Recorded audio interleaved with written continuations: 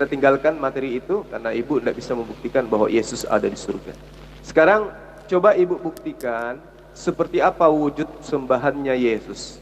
Yesus mengatakan di dalam Yohanes 4 ayat 22, aku menyembah apa yang aku kenal, kalian menyembah apa yang tidak kalian kenal. Nah sekarang yang Yesus sembah itu, yang Yesus sebut sebagai Bapa itu wujudnya seperti apa? Silakan.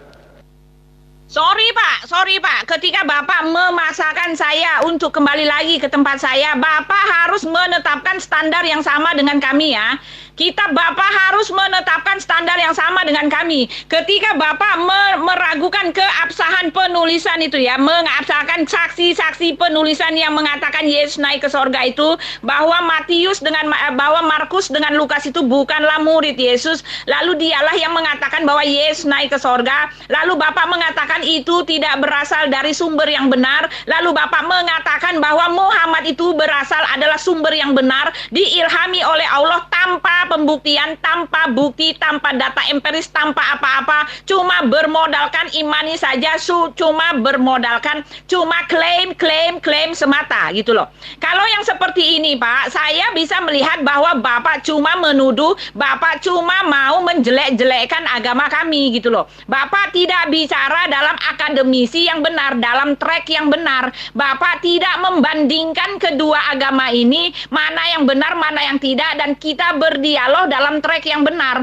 mempersoalkan di mana keabsahan dari kedua hal itu. Dengan demikian saya cuma bisa melihat Bapak cuma mau menjelek-jelekkan saja, menjatuh-jatuhkan tanpa berani bicara tentang di dalam diri Bapak sendiri. Kenyataannya adalah bahwa di dalam diri Bapak sendiri semua yang Bapak jelek-jelekan kepada kitab kami itu tidak ada.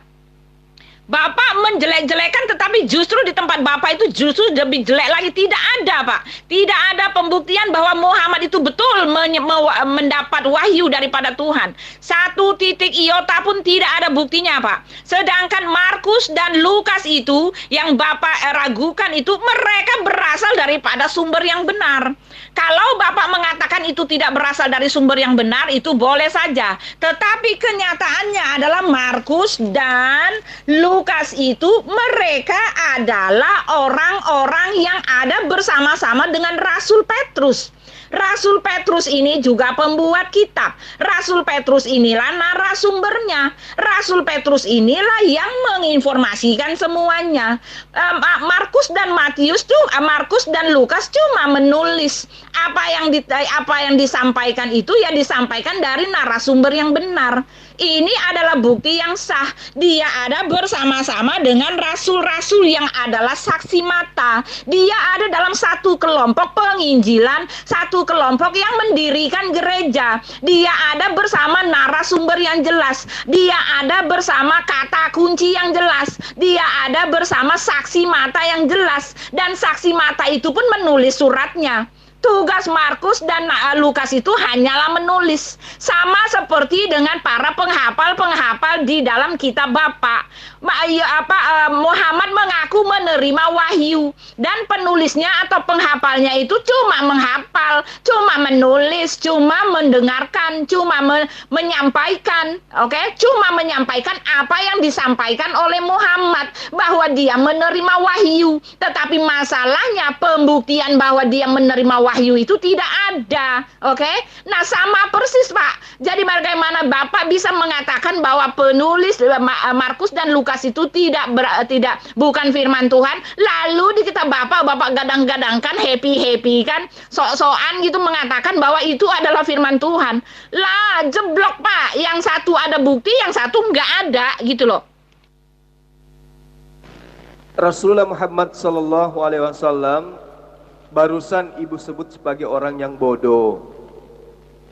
Ya, kalau orang bodoh, maka jelas tidak akan mungkin mengarang seotentik Al-Quran yang sejalan dengan akal sehat, sejalan dengan sains, sejalan dengan perkembangan peradaban umat manusia. Gak mungkin.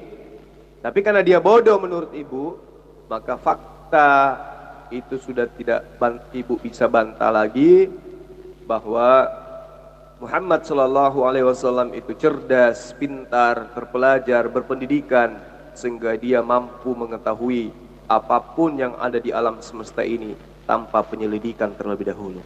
Gitu ya Bu ya. Jadi kaitannya dengan Al-Quran, Ibu sudah membuktikan bahwa itu adalah kalamullah, firman Allah, ucapan Allah, bukan ucapan orang yang bodoh menurut Ibu. Baik. Nah, bagaimana dengan kitab Ibu? Ya, saya jelaskan dulu. Al-Quran itu adalah wahyu yang diterima oleh Rasulullah Muhammad Shallallahu Alaihi Wasallam, diteruskan kepada sahabatnya. Terlepas ibu terima atau tidak lah, itu dari tak ibu, iya kan? Namanya juga kufur. Jadi sistem ya pewahyuan Al-Quran itu jelas. Sumbernya dari Muhammad Shallallahu Alaihi Wasallam, berpindah kepada para sahabat, sahabat berpindah kepada murid tabi'in, tabi'in berpindah kepada muridnya tabi'ut tabi'in, dan seterusnya sampai kepada kami hari ini. Tidak terputus dari lisan Muhammad sallallahu alaihi wasallam. Nah, sekarang kita bahas Lukas. Coba Ibu buka kitab Ibu. Ya, saya tuntun dari sini. Lukas 1 ayat 1 sampai ayat 4. Theophilus yang mulia. 1. Banyak orang yang berusaha menyusun suatu berita tentang peristiwa-peristiwa yang terjadi di antara kita. 2. Berarti Lukas telah menyaksikan banyak orang yang menulis kitab sama seperti Lukas. Namun kitabnya tidak lolos pada saat Konsili Nicea tahun 325 Masehi. Lalu kemudian ayat itu dikatakan seperti yang disampaikan kepada kita oleh mereka yang dari semula adalah saksi mata dan pelayan firman. Artinya Lukas ini menerima dari saksi mata. Ya, itu dia katakan disampaikan kepada kita. Berarti Lukas bukan menerima dari Yesus. Karena itu setelah aku menyelidiki, Lukas setelah menerima pemberitaan dari orang-orang yang konon saksi mata tapi tidak ada pembuktian, lagi-lagi Lukas melakukan penyelidikan. Oke, jadi apa yang sampai kepada ibu bahwa Yesus itu terangkat ke surga, itu adalah hasil penyelidikan Lukas, bukan pewahyuan. Ya, bukan pewahyuan. Ingat Bu, 2000 tahun yang lalu alat-alat untuk menyelidiki sebuah kebenaran itu masih minim. Masih minim. Tidak seperti sekarang. Kalau kita ingin mengetahui sesuatu, punya fasilitas yang canggih untuk mengetahui kebenarannya. Itu pun belum tentu akurat. Apalagi 2000 tahun yang silam. Nah, dari pembukuan yang dilakukan oleh Lukas, itu sudah dapat kita simpulkan bahwa Lukas telah mengetahui perihal peredaran gospel-gospel mengenai Yesus pada zaman itu, di luar daripada gospel yang dia karang. Lalu kemudian si Lukas ini yang bukan murid Yesus mau dengan rela dia berinisiatif untuk menyusun suatu gospel tandingan yang menurutnya lebih sistematis. Dan lucunya gospelnya itu hanya diperuntukkan kepada Theophilus. Theophilus ini entah siapa, ya, gak ngerti siapa dia tuh. Jadi jelas ya, ibu harus pahami bahwa informasi Yesus terangkat ke surga itu hoax. Kata siapa tidak ada di dalam kodeks Sinaiticus ataupun yang lain, Pak. Dengan demikian artinya Bapak itu merendah-rendahkan atau memfitnah, Pak. Ketika Bapak mengatakan bahwa dalil ini ada di Alkitab ini berasal daripada sumber yang lain, itu artinya memfitnah, Pak. Memfitnah hal-hal yang tidak benar Bapak jadikan kebenaran lalu Bapak sebar-sebarkan ke orang gitu loh. Alkitab kami lai itu sama sekali tidak mengambil keuntungan dari situ, Pak.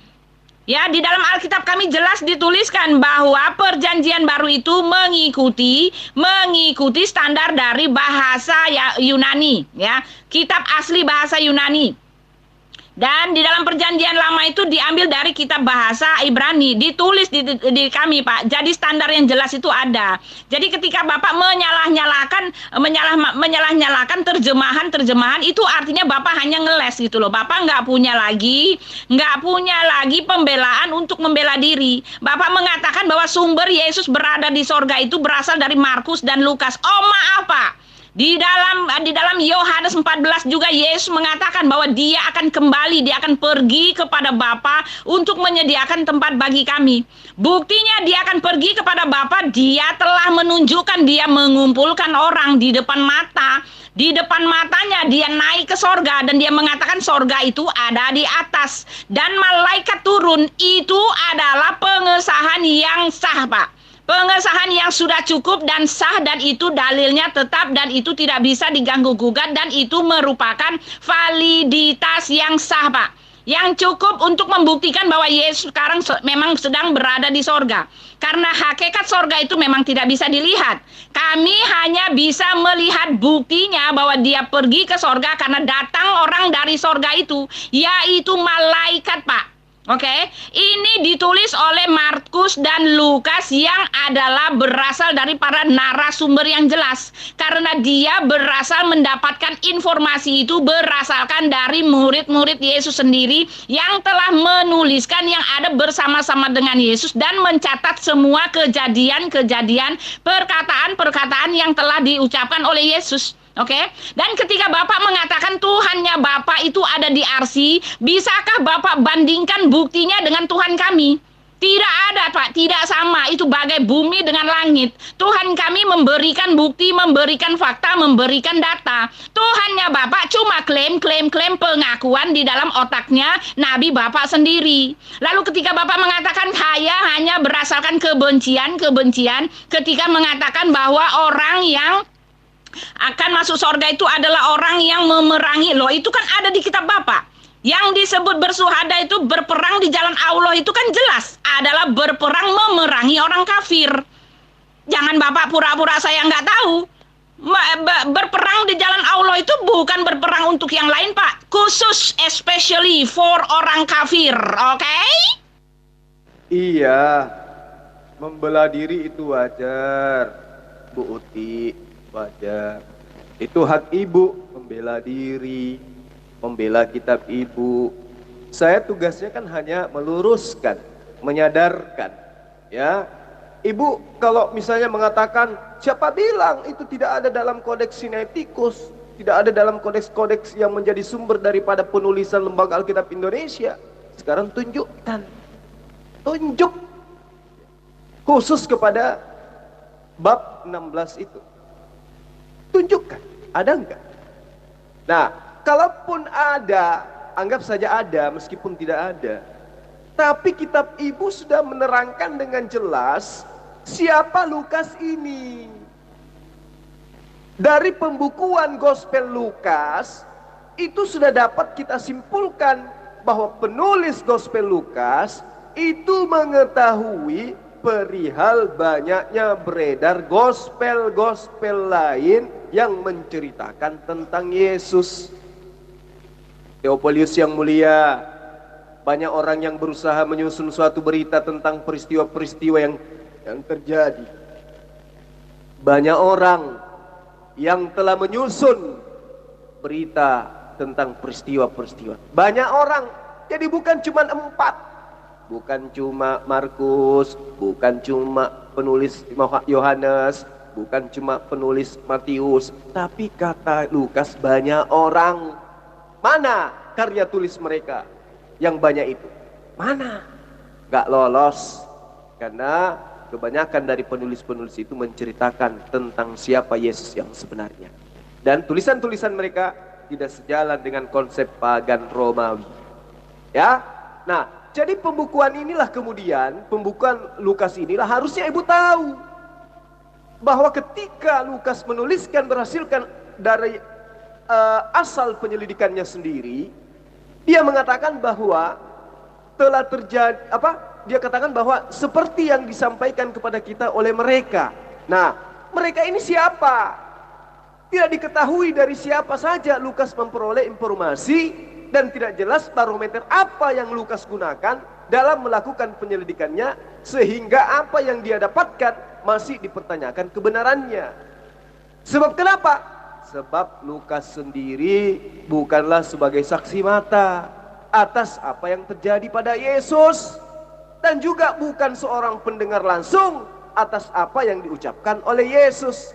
Untuk itulah kemudian saya mengatakan berita tentang Yesus terangkat ke surga itu dongeng hoax. Sampai di sini Ibu paham?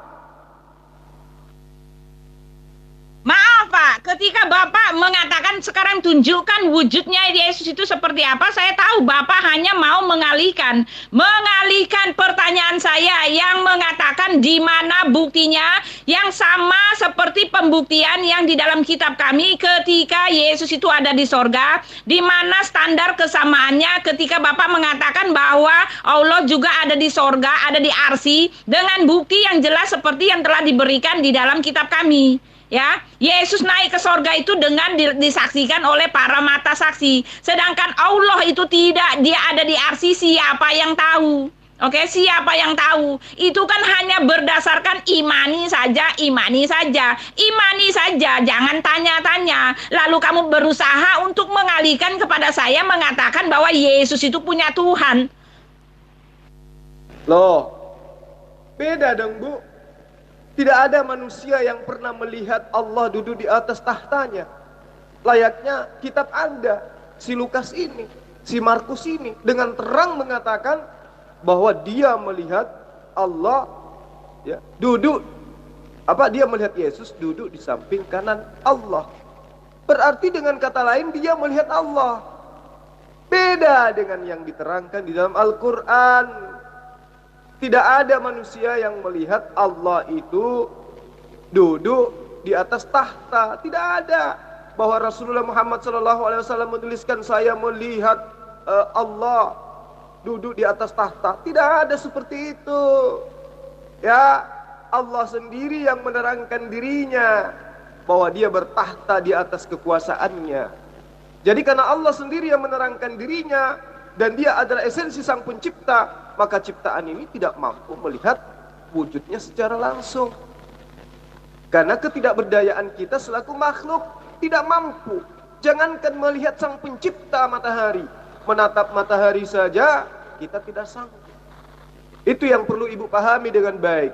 Jadi jangan Anda samakan Allah yang disembah oleh Yesus itu seperti makhluk.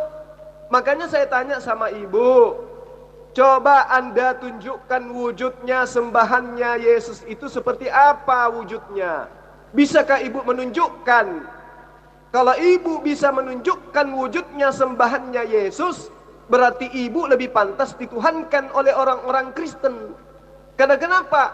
Yesus sendiri tidak mampu melihat Bapa. Yesus sendiri menerangkan, tidak ada manusia yang sanggup melihat Allah. Yesus sendiri yang mengajarkan, Allah yang telah mengutus aku, tidak bisa kamu lihat wajahnya, suaranya pun tidak dapat kamu dengarkan.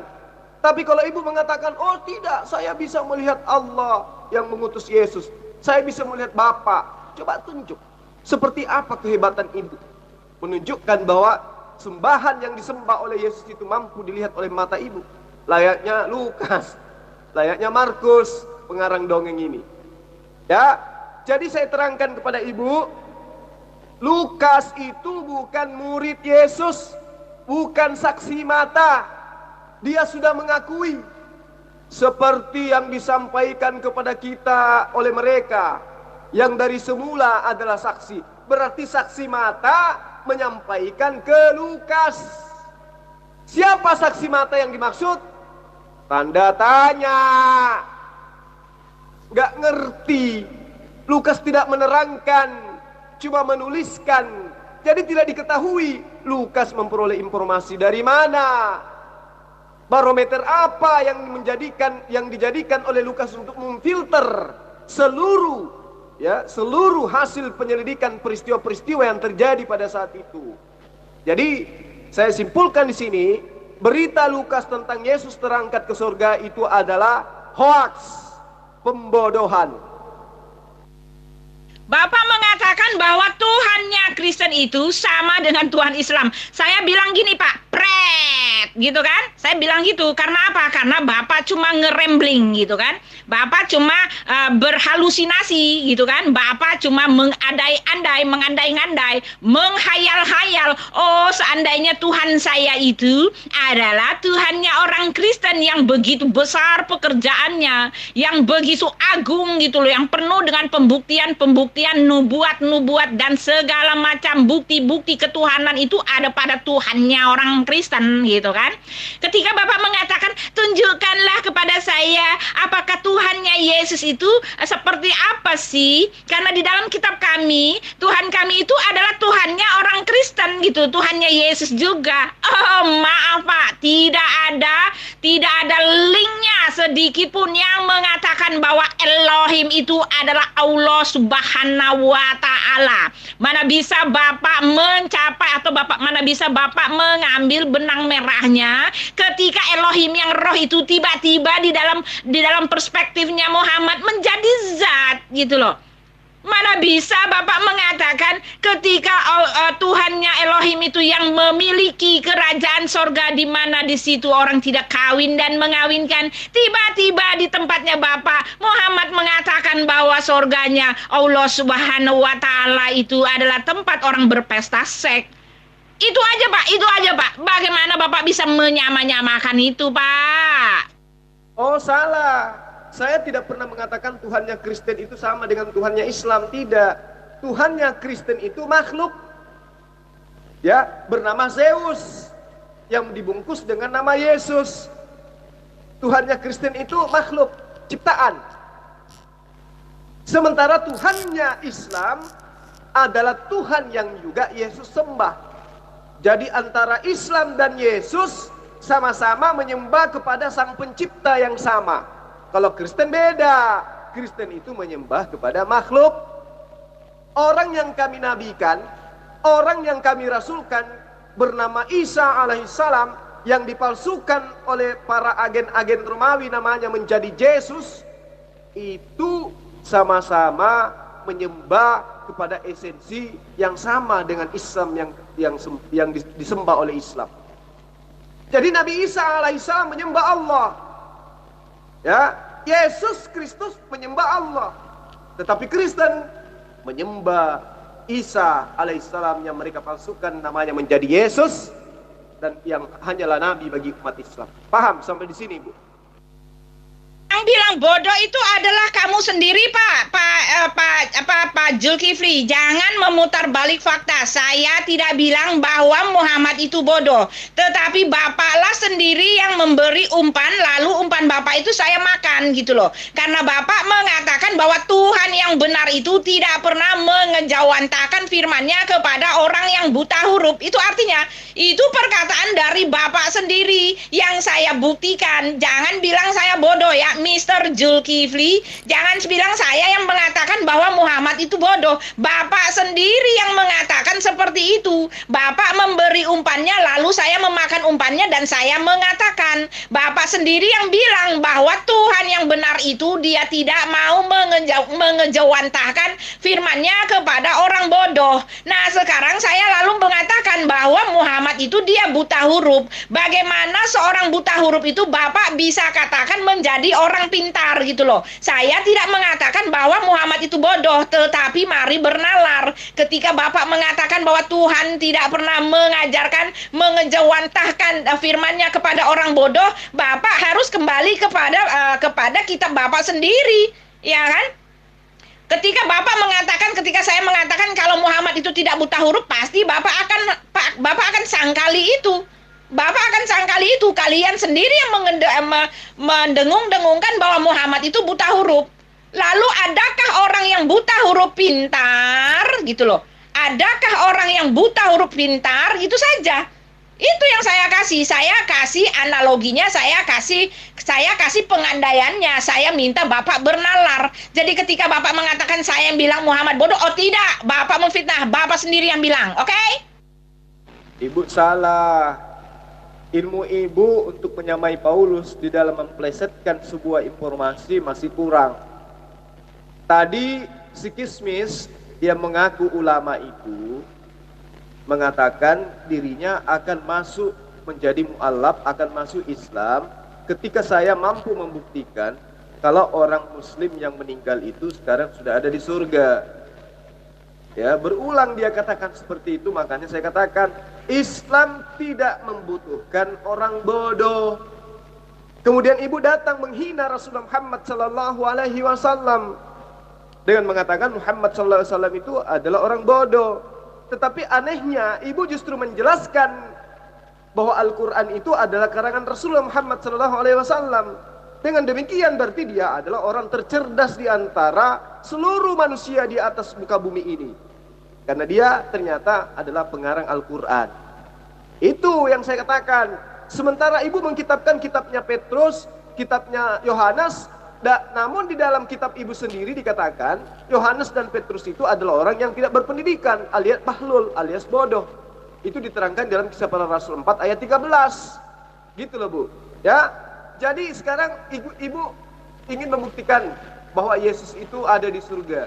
Tapi dalil ibu ternyata hanya mentok di Lukas dan juga Markus. Sementara mereka ini bukan saksi. Mereka ini bukan murid. Mereka hanya menuliskan berdasarkan apa yang mereka dengarkan tentang peristiwa-peristiwa yang terjadi. Mereka hanya merasa terpanggil, tersaingi untuk menuliskan sebuah karya tulis yang kemudian mereka tidak pernah berpikir bahwa kelak akan dijadikan sebagai kitab suci oleh orang-orang yang memiliki pikiran lemah seperti ibu. Ya, Lukas tidak diketahui memperoleh informasi dari siapa, dan tidak diketahui apa barometer Lukas mendudukkan sebuah kisah menjadi benar atau tidak. Tuh, jadi ibu harus paham. Jadi terlebih lagi Lukas itu bukanlah orang Yahudi, melainkan orang Yunani, dan menulis gospelnya di luar daripada Palestina. Karena itulah apa yang disampaikan oleh Lukas sang pengarang ini mengenai kisah bahwa Yesus terangkat ke surga menjadi polemik. Bukan hanya itu saja, dalam hal penulisan silsilah Yesus, Lukas dan Matius memiliki perbedaan yang sangat mencolok, baik nama maupun jumlah generasinya. Karena itulah saya mengatakan berita yang didatangkan oleh Lukas dan Markus tentang Yesus terangkat ke surga itu adalah dongeng belaka. Tidak berasal dari pengabaran Yesus, tidak berasal dari pengajaran Yesus, tapi murni pelajaran yang berasal dari agen-agen Romawi, penganut ajaran Trinitas atau Helenisme Stoa, penyembah roh-roh. Paham sampai di sini, Bu? Nah, itu dia. Tanpa penyelidikan sekalipun, Bapak mengatakan bahwa Muhammad maha tahu, maha pintar, maha segalanya. Dia mengetahui sains, dia mengetahui apa yang terjadi ke depan gitu loh, Pak. Tetapi itu kan cuma klaim, Pak. Cuma klaim. Ketika Bapak mengatakan mujizat terbesar dari Muhammad adalah diturunkan Quran gitu kan. Diturunkan Quran. Lalu Bapak mengatakan itu adalah firman Tuhan yang terbesar. Balik-balik lagi saya mengatakan mana buktinya bahwa Muhammad menerima wahyu daripada Tuhannya. Mana buktinya? Bapak memaksakan ketika Yesus naik ke sorga itu disaksikan oleh orang banyak, itu bukanlah merupakan bukti bahwa Yesus ada di sorga. Lalu saya akan paksa Bapak juga. Kita ini satu loh, kita lagi perang cakar-cakaran. Jadi Bapak jangan mencakar saya, jadi saya tidak boleh cakar Bapak. Oke, saya minta mana buktinya bahwa Muhammad menerima betul wahyu itu daripada Tuhannya. Mana buktinya? Siapa saksinya gitu loh. Lalu ketika Bapak mengatakan bahwa itu adalah firman Tuhan karena sesuai dengan sains, sesuai dengan fakta-fakta. Oh maaf Pak, segala keterangan tentang nabi-nabi Israel itu salah semua. Oke, tidak berdasarkan sejarah, tidak berdasarkan data empiris yang berlaku valid, tidak berdasarkan semua bukti-bukti yang sah. Ketika Nabi Muhammad mengatakan bahwa Isa itu adalah ponakannya Musa, itu salah. Bagaimana Bapak mengatakan bahwa itu berasal daripada Tuhan bagaimana Bapak mengatakan bahwa Muhammad mengetahui semuanya? Oh salah Pak, semua pemberitaan tentang nabi-nabi Israel itu salah adanya. Oke, Pembuktianlah yang membuktikan apakah klaim-klaim Bapak ini benar adanya gitu loh.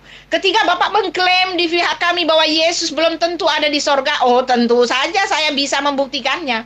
Membuktikannya dengan standar yang berlaku di muka bumi ini. Untuk tahu bahwa orang itu berasal dari sorga, kita mengetahuinya dengan pengakuan dan pelayanan dan penampakan malaikat sendiri yang mendeklarasikannya. Itu standarnya, Pak. Oke? Nah, standarnya Bapak ketika Bapak mengatakan bahwa Allah Subhanahu wa Ta'ala itu ada di arsy, mana standarnya, Pak? Untuk mengetahui apakah dia itu berasal dari memang ada di arsy, mana standarnya, Pak? Standar pembuktiannya mana, Pak? Gitu loh, Pak. Oke? Ya, silakan Anda buktikan adanya dalil ayat-ayat Al-Qur'an yang bertentangan dengan hasil penyelidikan para ilmuwan. Tunjuk dalil dari dalam Al-Qur'an yang mana ayatnya bertentangan dengan hasil daripada ilmuwan menemukan hal-hal yang berkaitan dengan alam semesta ini. Tunjukkan. Jangan sampai ibu menyuruh saya menunjukkan dalil-dalil kitab ibu yang bertentangan dengan sains. Jangan sampai loh. Ya, jangan sampai. Karena itu akan mempermalukan semua umat Kristen. Ketika disebutkan salah satunya, langit bertiap. Lalu Muhammad SAW menerangkan, langit tidak bertiap. Sekarang ilmuwan di tahun 2020 ini menemukan tidak, langit itu bertiap. Hebat Muhammad SAW. Kalau dia dituduh menjiplak, membajak kitab-kitab sebelumnya, harusnya Rasulullah Muhammad SAW juga menerangkan di dalam Al-Quran, layaknya yang diterangkan dalam dongeng yang ada di dalam kitab sebelumnya, yang menerangkan bahwa langit memiliki tiang. Tapi Rasulullah Muhammad SAW dengan lisannya mengatakan oleh Al-Quran, langit tidak bertiang, bertentangan. Nah, sekarang kita buktikan, apakah langit bertiang? Atau Anda ingin mengatakan bahwa pesawat Adam Air itu jatuh dikarenakan karena nabrak tiang langit? Jadi Ibu Uti, di awal tadi kita ingin membuktikan bahwa Yesus itu terangkat ke surga, bahwa Yesus itu sekarang sudah ada di surga. Ternyata pernyataan-pernyataan iman yang dilontarkan oleh gereja dan dianut oleh para jemaatnya yang mengatakan Yesus ada di surga itu adalah berita hoaks. Kenapa hoaks? Karena pemberitaan itu berasal dari Lukas, pemberitaan itu berasal dari Markus. Sementara dua orang ini bukan murid Yesus. Mereka adalah orang-orang Romawi. Mereka bukan orang Yudaism. Mereka adalah orang di luar daripada garis keturunan Ishak, garis keturunan Yakub. Mereka orang Yunani, mereka berkebangsaan Roma. Paham sampai di sini, Ibu Uti? Betul kan? Lukas menerimanya dari saksi mata. Saksi matanya itu kan dia bersama-sama dengan Petrus. Petrus itu murid yang dikasihi Yesus. Itu justru lebih valid dibandingkan dengan Bapa. Mana siapa yang melihat bahwa Allah itu mengejawantahkan dari Allah mengejawantahkan ke Jibril, Jibril mengejawantahkan firman-Nya ke Muhammad, Muhammad mengejawantahkan kepada murid-muridnya, kepada kerabatnya. Mana ayatnya? Itu Bapa sendiri dengan jelas mengkonfirmasikan. Lukas itu menerima semua kejadian-kejadian yang dia tulis itu berdasarkan narasaksi. Saksi-saksi itu dia tulis di situ kan? Saksi-saksi dia ditulis di situ. Nah, sekarang balik lagi ke Bapak. Mana saksinya? Oke? Mana saksinya? Muhammad menerima wahyu. Oke? Jadi ibu harus pahami dulu. Antara pewahyuan Al-Quran, pewahyuan kitab-kitab sebelumnya selain daripada Al-Quran, yaitu Torah dan juga Injil, Zabur atau Mazmur, itu tidak sama dengan kitab ibu. Kitab ibu itu adalah kitab kisah-kisah. Jadi karena dia adalah kitab kisah-kisah, maka tentu penuh dengan saksi, meskipun saksinya adalah saksi palsu semua. Gitu. Al-Quran dalam pewahyuannya tidak butuh saksi. Sesuatu yang butuh saksi adalah sesuatu yang diragukan kebenarannya.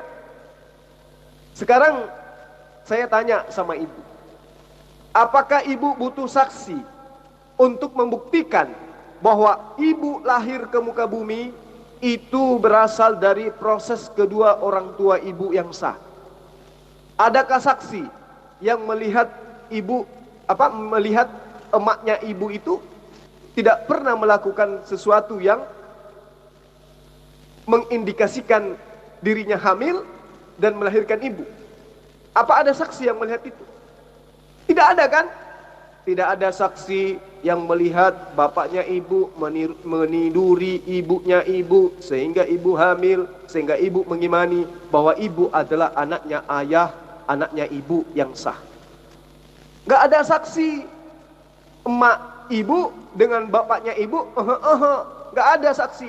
Tetapi ibu yakin bahwa kedua orang tua ibulah yang memproses sehingga ibu lahir. Tidak ada campur tangan laki-laki lain.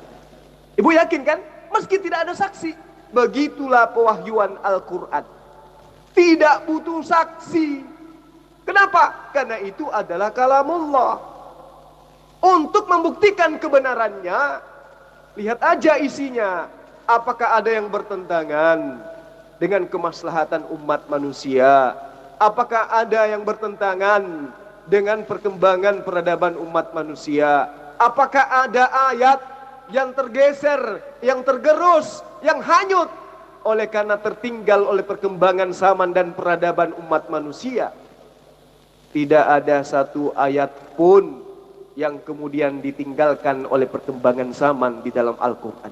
Al-Quran 100% sejalan dengan zaman apapun bentuknya.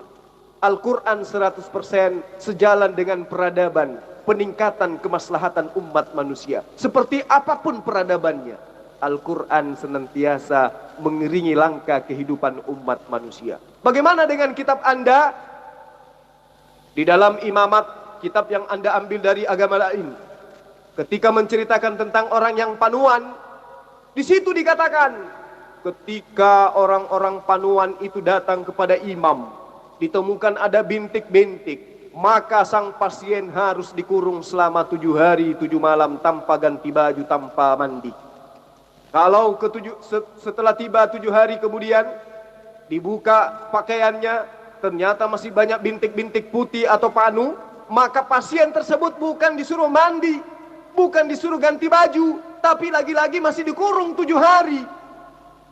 Nah, kalau sudah 14 hari terkurung, orang tersebut sudah penuh seluruhnya panu, maka kata ayat itu, orang itu sudah disebut tahir. Namun di ayat lain dikatakan setelah ditemukan masih juga ada bintik-bintik, maka orang itu harus diungsikan karena dia adalah najis. Berarti orang itu terkena gejala kusta. Dan kusta di dalam kitab Anda itu adalah najis. Maksudnya kitab yang Anda ambil dari agama orang lain. Apakah ajaran-ajaran seperti ini masih sejalan dengan kemaslahatan peradaban umat manusia? Tidak.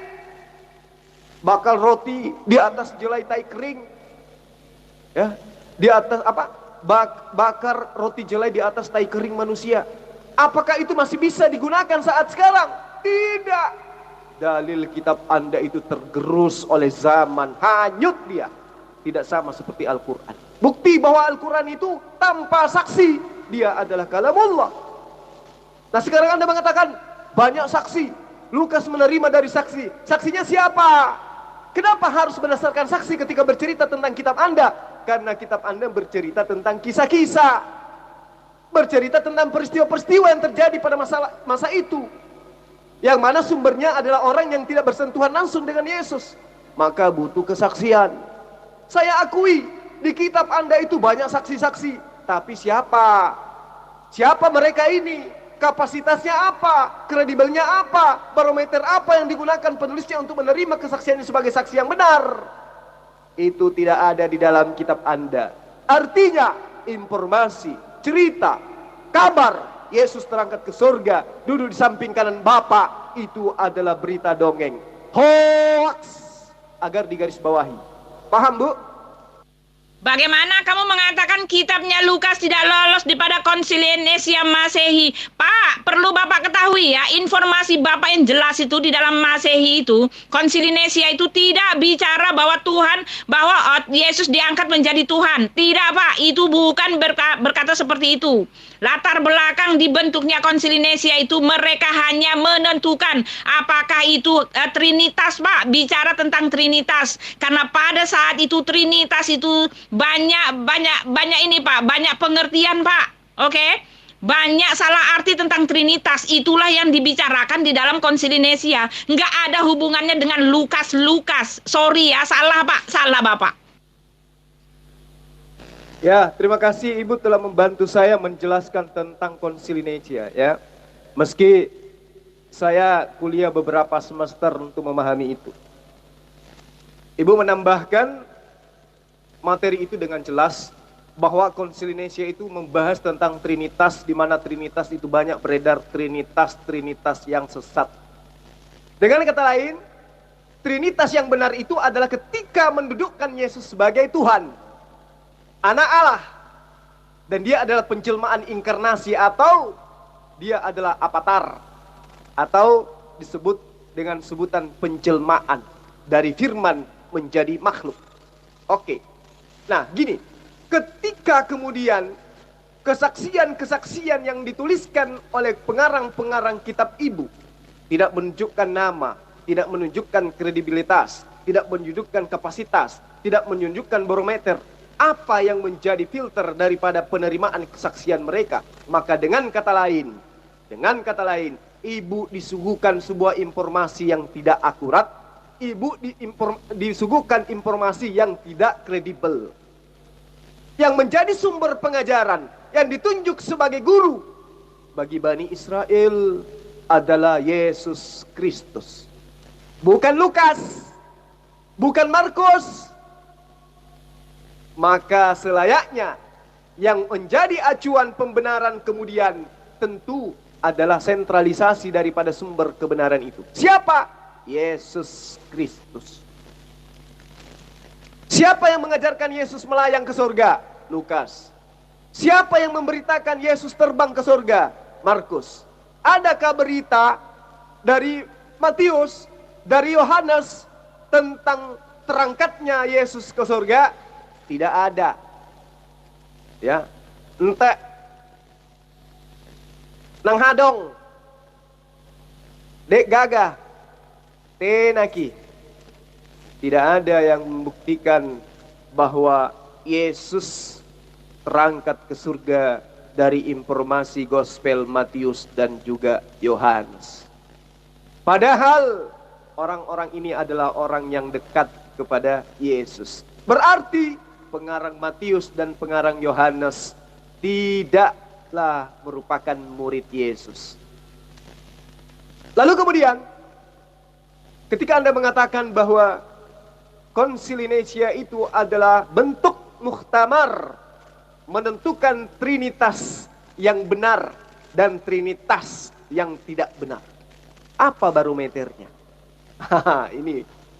Ini adalah masalah baru. Tapi tidak usah kita fokus ke sana. Saya hanya membuktikan bahwa berita tentang terangkatnya Tuhannya Kristen ke surga, duduk di samping kanannya Allah, Tuhannya Islam, itu adalah berita hoaks. Tidak benar adanya, hanya dongeng. Dalil saya mentok di Lukas dan juga Markus itu berdasarkan dalil yang benar, berdasarkan sumber-sumber yang benar, berdasarkan standar pembuktian yang sah pada saat itu. Ya. Karena itu berdasarkan standar pembuktian bahwa Yesus ada di sorga pada saat itu. Memang seperti itu. Malaikat turun. Malaikat itu berasal daripada sorga. Itulah standar yang dimiliki, yang harus dimiliki orang ketika dia mengatakan bahwa orang itu berasal dari sorga. Malaikat itu adalah warga negara sorga dan dia adalah pelayan Yesus. Dan Yesus membuktikan bahwa malaikat itu melayani dia. Itu merupakan standar yang sah dan standar yang sudah cukup untuk membuktikan bahwa benar Yesus ada di sorga. Karena untuk kembali ke sorga itu tidak ada satupun orang yang tahu. Itu melampaui otoritas kita sebagai manusia untuk tahu kerajaan sorga. Oke? Tetapi untuk membuktikan bahwa Yesus sekarang ada di sorga, sudah dibuktikan dengan standar yang berlaku pada masa kini. Oke, dia berasal dari atas dan dia naik ke atas, dia kembali ke sorga dan malaikat turun melayani dia. Itu merupakan standar yang sah. Lalu ketika Bapak menyamakan bahwa Tuhan Bapak itu adalah Tuhan yang berasal di asri, mana standarnya Pak? Mana dia? Bapak nggak punya apa-apa untuk digadang-gadangkan ke saya, tetapi jelek-jelekin gitu loh. Nggak ada satupun keistimewaan, nggak ada satupun bukti yang bisa Bapak tunjukkan kepada saya bahwa Bapak berhak untuk menyalah-nyalahi agama kami, agama yang salah. Karena Bapak sendiri tidak punya itu, tidak punya kebenaran itu. Tidak ada pembuktian gitu loh Pak, sama sekali gitu loh.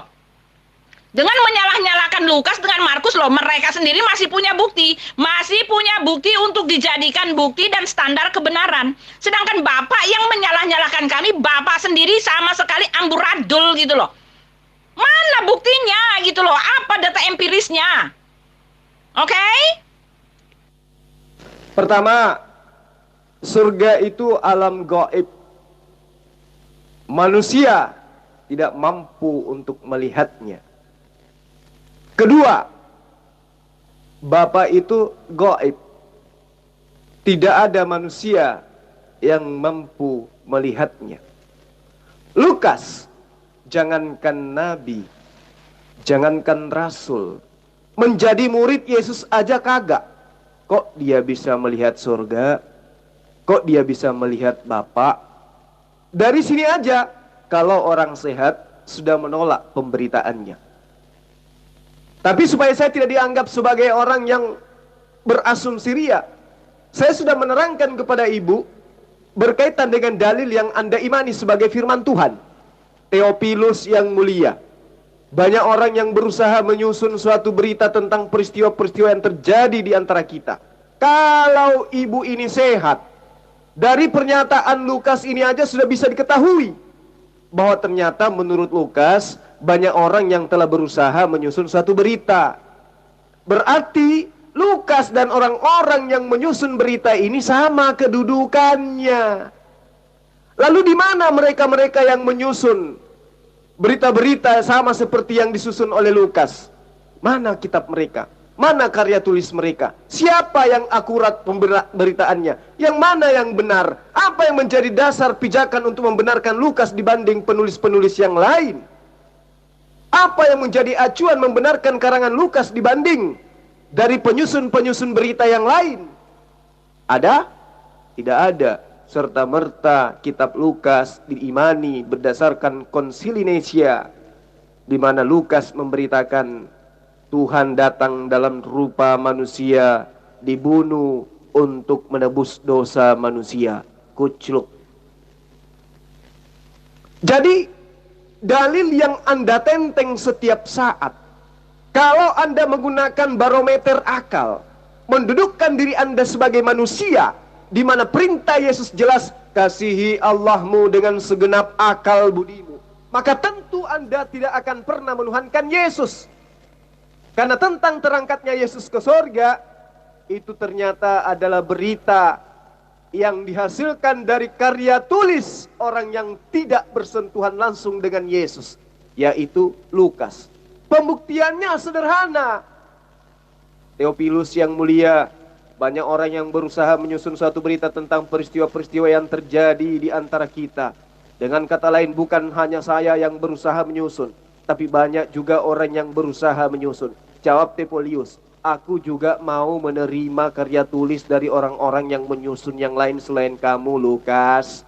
Bisa kamu berikan? Tidak akan pernah ada yang bisa menemukan. Karena kenapa? Bos besar Paulus telah mengatakan, walau beribu-beribu malaikat yang datang kepadamu memberitakan Injil yang berbeda dengan Injil yang kami beritakan, maka terkutuklah dia.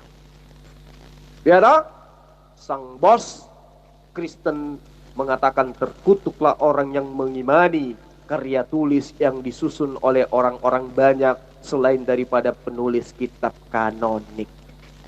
Dengan demikian, sekali lagi saya katakan, berita tentang Tuhannya Kristen melayang, terbang, terjun ke surga itu adalah berita hoax. Tidak ada bukti pembenarannya secara absolut. Hanya informasi-informasi dari orang yang gemar menulis. Andai saja Khairil Anwar, Zulkifli M. Abbas ada pada masa itu dan juga menyusun berita, maka sangat boleh jadi karya tulisnya Zulkifli M. Abbas dan Khairil Anwar juga dikitabkan oleh komunitas orang-orang berakal lemah. Paham? Pak, kalau mau bicara tentang itu Pak, tentang ilmiah, Bapak ceritakan saja tentang langit yang ketujuh. Apakah itu betul ada langit, ada tingkat ketujuh? Lalu saya mau tanya lagi Pak, tunjukkan kepada saya bahwa matahari ya nyemplung di lumpur yang lumpur hitam ya, nyemplung di lumpur hitam. Lalu Bapak ceritakan saya bagaimana caranya Muhammad membelah bulan, Pak. Silakan Pak, silakan. Ketika Bapak mengatakan bahwa tiang itu punya tiang, oh maaf Pak, itu kontesnya ketika Elohim oleh menyinari bangsa Israel itu pada malam hari, dia menyinarinya dengan tiang api ya, jadi terang. Nah, kalau malam-malam dengan tiang api menjadi terang. Kalau siang-siang dengan tiang awan gitu loh. Itu adalah analogi Pak, bukan seperti tiang bar itu yang beton itu naik di atas. Oh tidak, itu hanyalah berdasarkan ketidakpengetahuan Bapak. Itu tidak bisa dijadikan alasan Pak bahwa Alkitab tidak sesuai dengan sains, karena bukti yang Bapak bawa itu nggak benar. Bapak sendiri nggak tahu itu maksudnya apa. Tetapi ketika Muhammad mengatakan bahwa matahari tenggelam dalam lumpur hitam itu, mana buktinya Pak? Mari tunjukkan ke saya. Lalu ada langit sampai tingkat ketujuh itu Pak. Mari buktikan Pak. Tingkat langit yang mana itu Pak? Sampai tingkat ketujuh. Lalu ada yang namanya burak itu. Muhammad naik ke langit ke tingkat ketujuh dengan burak gitu loh Pak. Mana pembuktiannya ada orang dari sini naik ke tingkat ketujuh dengan binatang? Binatang seperti apa itu Pak? Seperti apakah adakah binatang itu di dunia? Ini juga sains loh Pak. Adakah binatang yang seperti itu di dunia ini? Silakan. Materi yang sudah usang, yang saya sudah jawab berulang dan berulang itu tidak perlu lagi untuk diulangi. Tugas ibu sekarang adalah belajar. Jangan minta saya mengulas materi yang sudah saya sajikan berulang.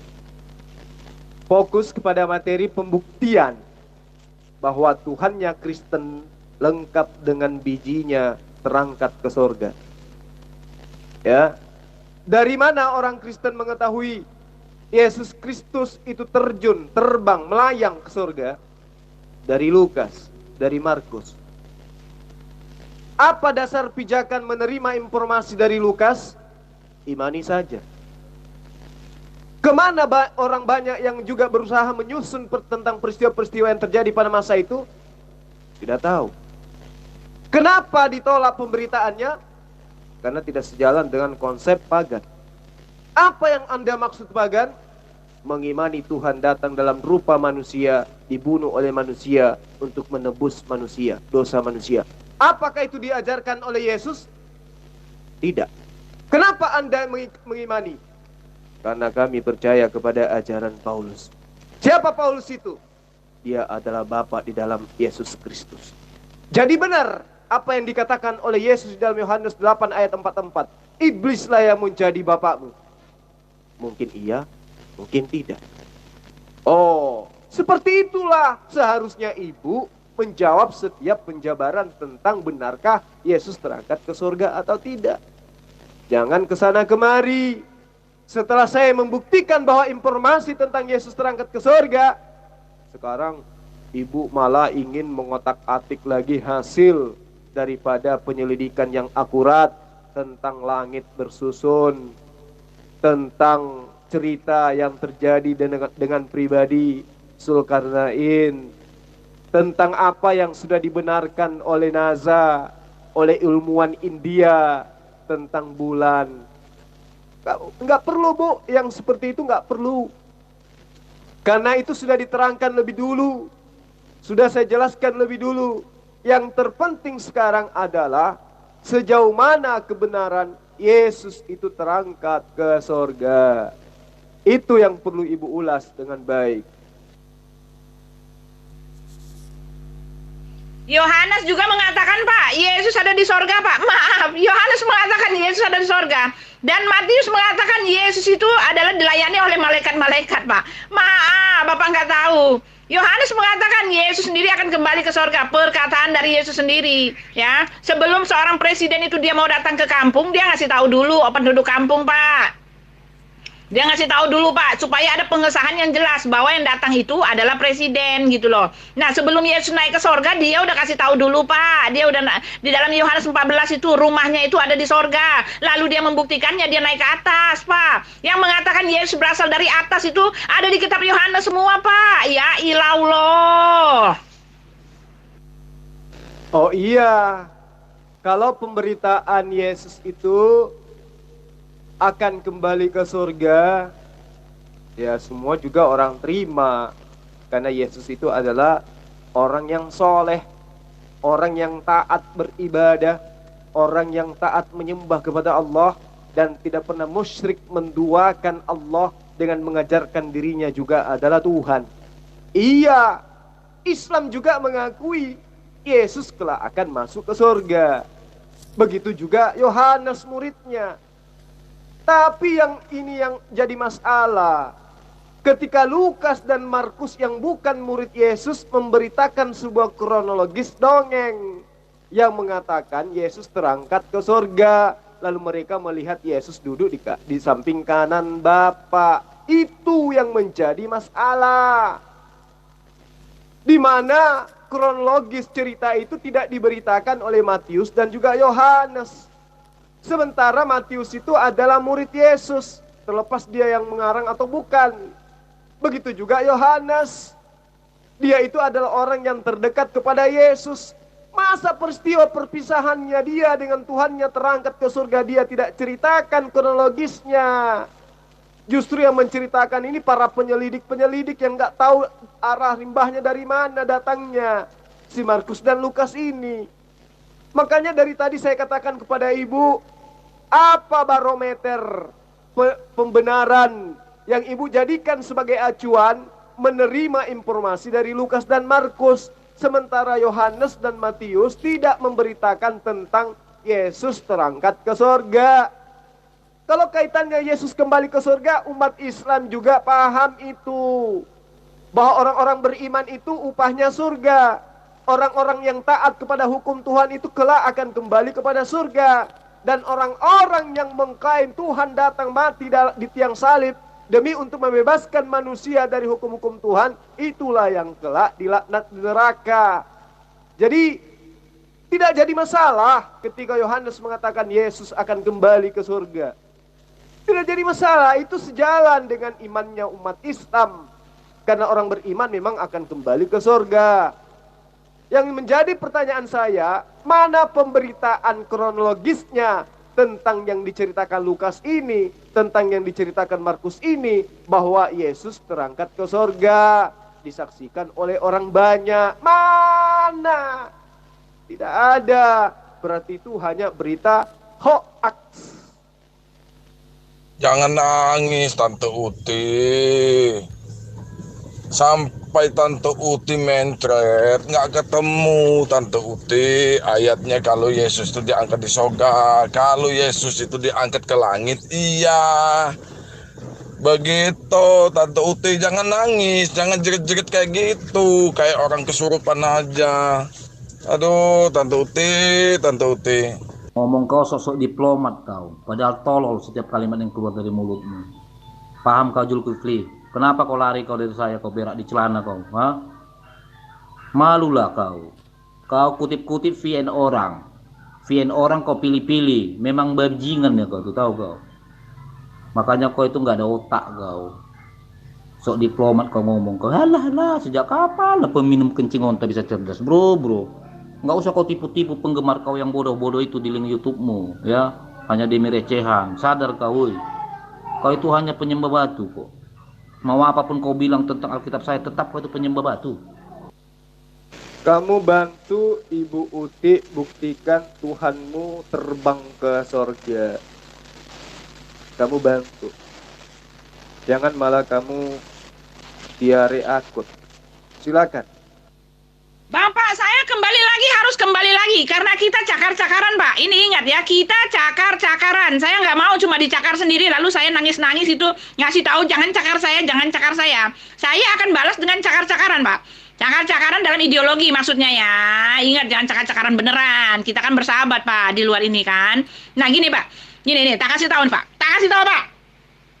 Saya akan cakar-cakar Bapak juga. Ketika Bapak mengatakan, ketika para penulis-penulis kitab Injil itu tidak memberikan kitab perjanjian baru itu, tidak memberikan nama-nama yang jelas, informasi-informasi yang jelas mengenai biografi mereka, itu tidak bisa dijadikan pedoman, dijadikan standar kebenaran bahwa itu adalah firman Tuhan. Karena penulisnya sendiri tidak ketahuan siapa, gitu kan?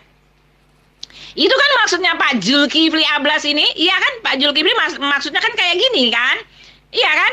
Tetapi sekali lagi saya bilang, Bapak cakar saya cakar Bapak juga. Sekarang tunjukkan ke saya siapa pengarang surah Al-Fatihah, surah Al-Nam, surah Maryam, surah apa lagi? Surah Al-Fatihah, surah apa lagi? Segala macam surah-surah di Quran itu. Silakan sebutkan, Pak. Ada 142 pengarang itu loh, Pak. Penulisnya di situ. Siapa yang menulis itu, Pak? Surah-surah itu, Pak. Silakan tunjukkan data biografinya satu persatu. Sedangkan penulis kitab Injil itu tertulis semua. Matius ya Matius, Lukas ya Lukas, ya. Ditulis itu namanya penulisnya gitu loh. Sedangkan di kitab Bapak itu nama-nama hewan. Penulisnya siapa? Yang mengkanonkan itu siapa? Yang melaporkan itu siapa? Silakan Pak, silakan. Bismillahirrahmanirrahim. Jadi gini, Bu. Bukan cakar-cakaran. Baiknya ketika ibu saya cakar, ibu tangkis dulu. Jangan membiarkan cakaran saya itu masuk kena tepat di jidat, kena hidung, kena bibir, kasihan sobek. Ibu tangkis dulu, kemudian baru balik cakar. Saya tidak ingin ada cakar-cakaran di sini. Artinya ketika saya mencakar, ibu tangkis, baru ibu balik mencakar, saya juga tangkis. Tapi kan ini cakar saya telat kali maksudnya, Bu. Sampai mukanya ibu bonyok begitu. Jadi gini, sebelum Anda bertanya tentang Al-Quran, ya, ini kan mengenai tentang surga kan, Yesus terangkat ke surga. Pemberitaannya ternyata dari orang-orang yang bukan murid Yesus kan gitu. Ya toh? Kecuali ibu sudah ngaku, betul, Lukas itu bukan murid Yesus, Lukas itu bukan saksi mata. Tetapi sesuai dengan dalilnya, Lukas menerima dari saksi mata. Kan gitu ya, ya. Nah, saya terangkan sedikit mengenai Al-Quran. Al-Quran itu mau ibu katakan sebagai karangan, mau ibu katakan sebagai apapun itu, yang pasti sumbernya hanya satu, yaitu mulut Muhammad sallallahu alaihi wasallam. Sumber Al-Quran berasal dari mulut baginda yang mulia Rasulullah Muhammad sallallahu alaihi wasallam satu-satunya. Siapa yang kemudian menerima pertama kali? Para sahabatnya. Apakah sahabatnya yang menyampaikan kepada para tabi'in ini adalah betul murid-murid beliau? Betul. Mereka disebut dengan khalifah. Mereka lah yang kemudian melisankan Al-Quran setelah mereka menerima dari sumber yang satu, yaitu Rasulullah Muhammad sallallahu alaihi wasallam. Jadi dari sumber berpindah kepada kupingnya penerima pertama. Dari kupingnya penerima pertama berpindah ke mulutnya, lalu mulutnya berpindah kepada kupingnya penerima kedua.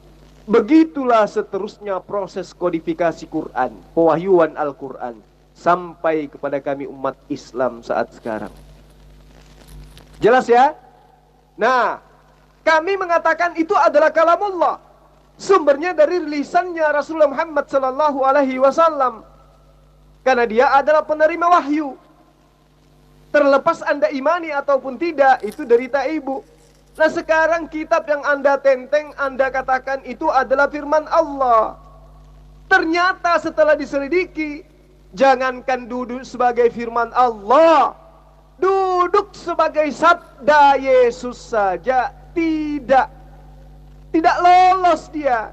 Jadi kalau di dalam hukum Islam, kitab yang Anda tenteng sebagai firman Allah katanya duduk sebagai hadits sahih saja, sebagai ucapan Rasulullah Muhammad SAW saja tidak sampai. Jadi duduk sebagai hadits saja tidak kitab ibu itu, apalagi duduk menjadi firman Tuhan. Ya, contoh ketika Umar bin Khattab atau Aisyah alaihissalam memberitakan tentang Muhammad sallallahu alaihi wasallam, apa pembuktian kebenarannya kemudian? Secara kritikal sejarah, Aisyah bertemu, berumah tangga, hidup bersama dengan Muhammad sallallahu alaihi wasallam berhari-hari, berminggu-minggu, berbulan-bulan, bertahun-tahun, berpuluh tahun, sampai Rasulullah Muhammad sallallahu alaihi wasallam meninggalkan dunia ini. Sama mereka, rangkulan mereka, pelukan mereka, layaknya suami istri dan sebagai guru dan juga murid.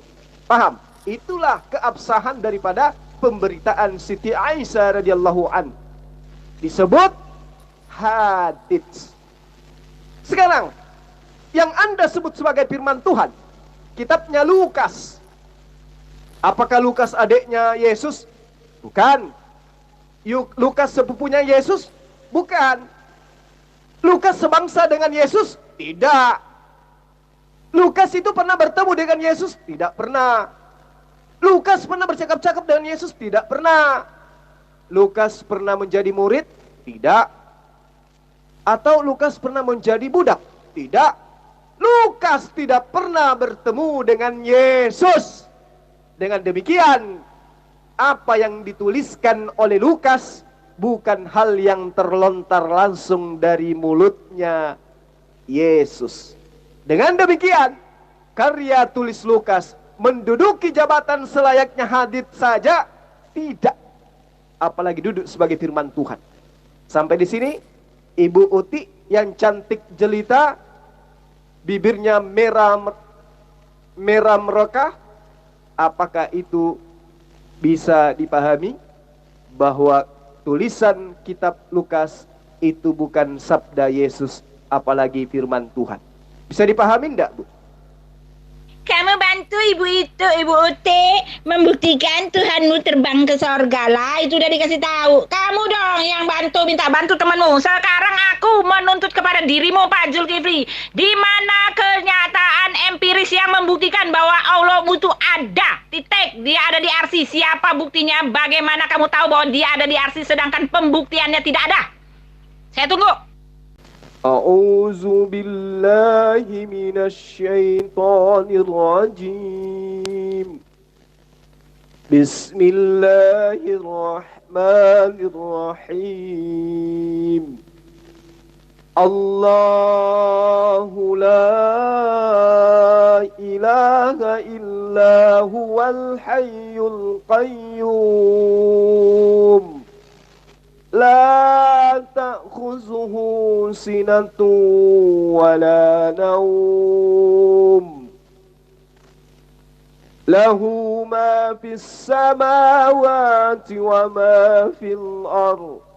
Man zalladhi yasfa'u indahu illa bi'ithnih. Ya'lamu ma bayna aydihim وما خلفهم ولا يحيطون بشيء من علمه إلا بما شاء وسع كرسيه السماوات والأرض ولا يؤوده حفظهما وهو العلي العظيم.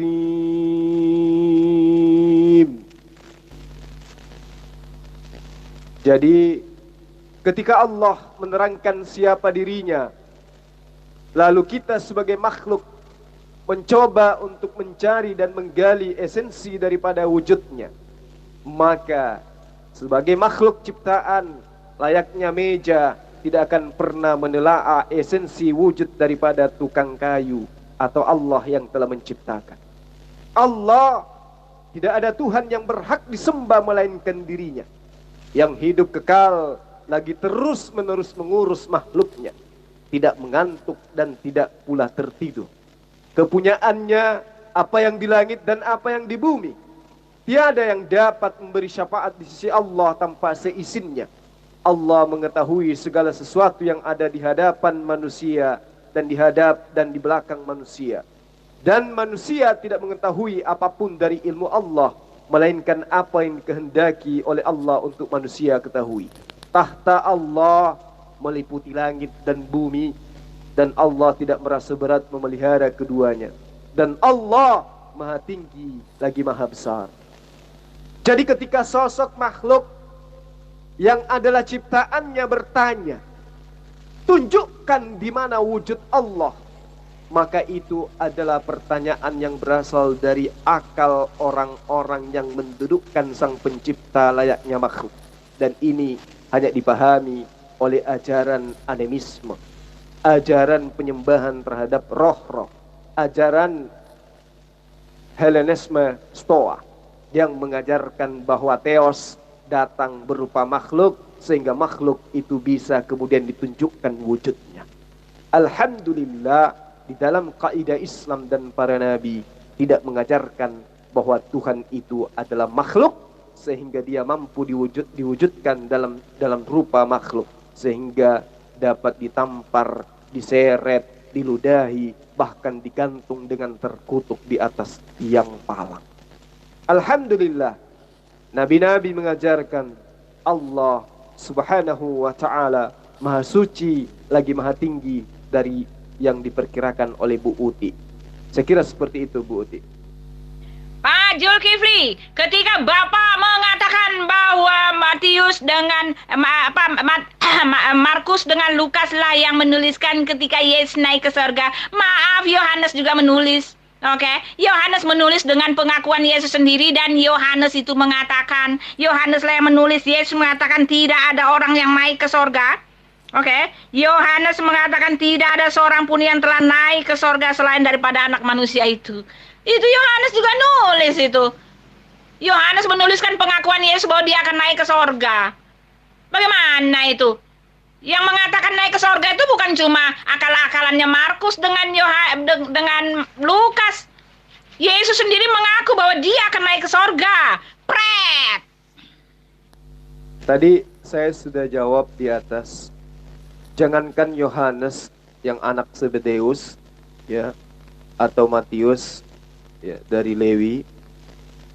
Kami umat Islam juga mengakui bahwa Yesus yang adalah utusan Allah itu kelak akan masuk ke dalam surga. Itu tidak disalahkan, itu sudah benar. Yang jadi masalah di sini adalah kronologis melayangnya Yesus ke surga duduk di samping kanan Allah yang diceritakan oleh Lukas dan Markus. Itu yang ibu harus bedakan. Kalau Lukas, Matius menceritakan Yesus itu kelak nanti ke surga, ya itu tidak masalah. Yang kita permasalahkan di sini adalah cerita melayangnya Yesus ke surga duduk di samping kanan Bapa. Kronologis kejadian itu yang dipermasalahkan. Kronologis kejadian, berbicara mengenai kejadian berarti sesuatu yang terjadi. Nah, sesuatu yang terjadi ini yang sangat luar biasa ini kok tidak diberitakan oleh Yohanes, tidak diberitakan oleh Matius. Sementara sangat jelas diceritakan di dalam kitab Ibu ayat 9 sampai ayat 20, di mana di situ justru tidak ditemukan di Codex Sinaiticus dan juga Vaticanus. Dikatakan bahwa setelah Yesus bangkit pagi-pagi hari pertama minggu itu, Yesus mula-mula menampakkan diri kepada Maria Magdalena, istrinya. Daripadanya Yesus pernah mengusir 7 setan. Lalu perempuan itu pergi memberitahukannya kepada mereka yang selalu mengiringi Yesus, dan yang pada waktu itu sedang berkabung dan menangis. Tetapi ketika mereka mendengarkan bahwa Yesus hidup dan telah dilihatnya oleh mereka, mereka tidak percaya. Sesudah itu ia menampakkan diri dalam rupa yang lain kepada 2 orang, dan mereka keduanya dalam perjalanan keluar kota. Lalu kembalilah mereka dan memberitahukan kepada teman-teman yang lain. Tetapi kepada mereka pun teman-teman itu tidak percaya.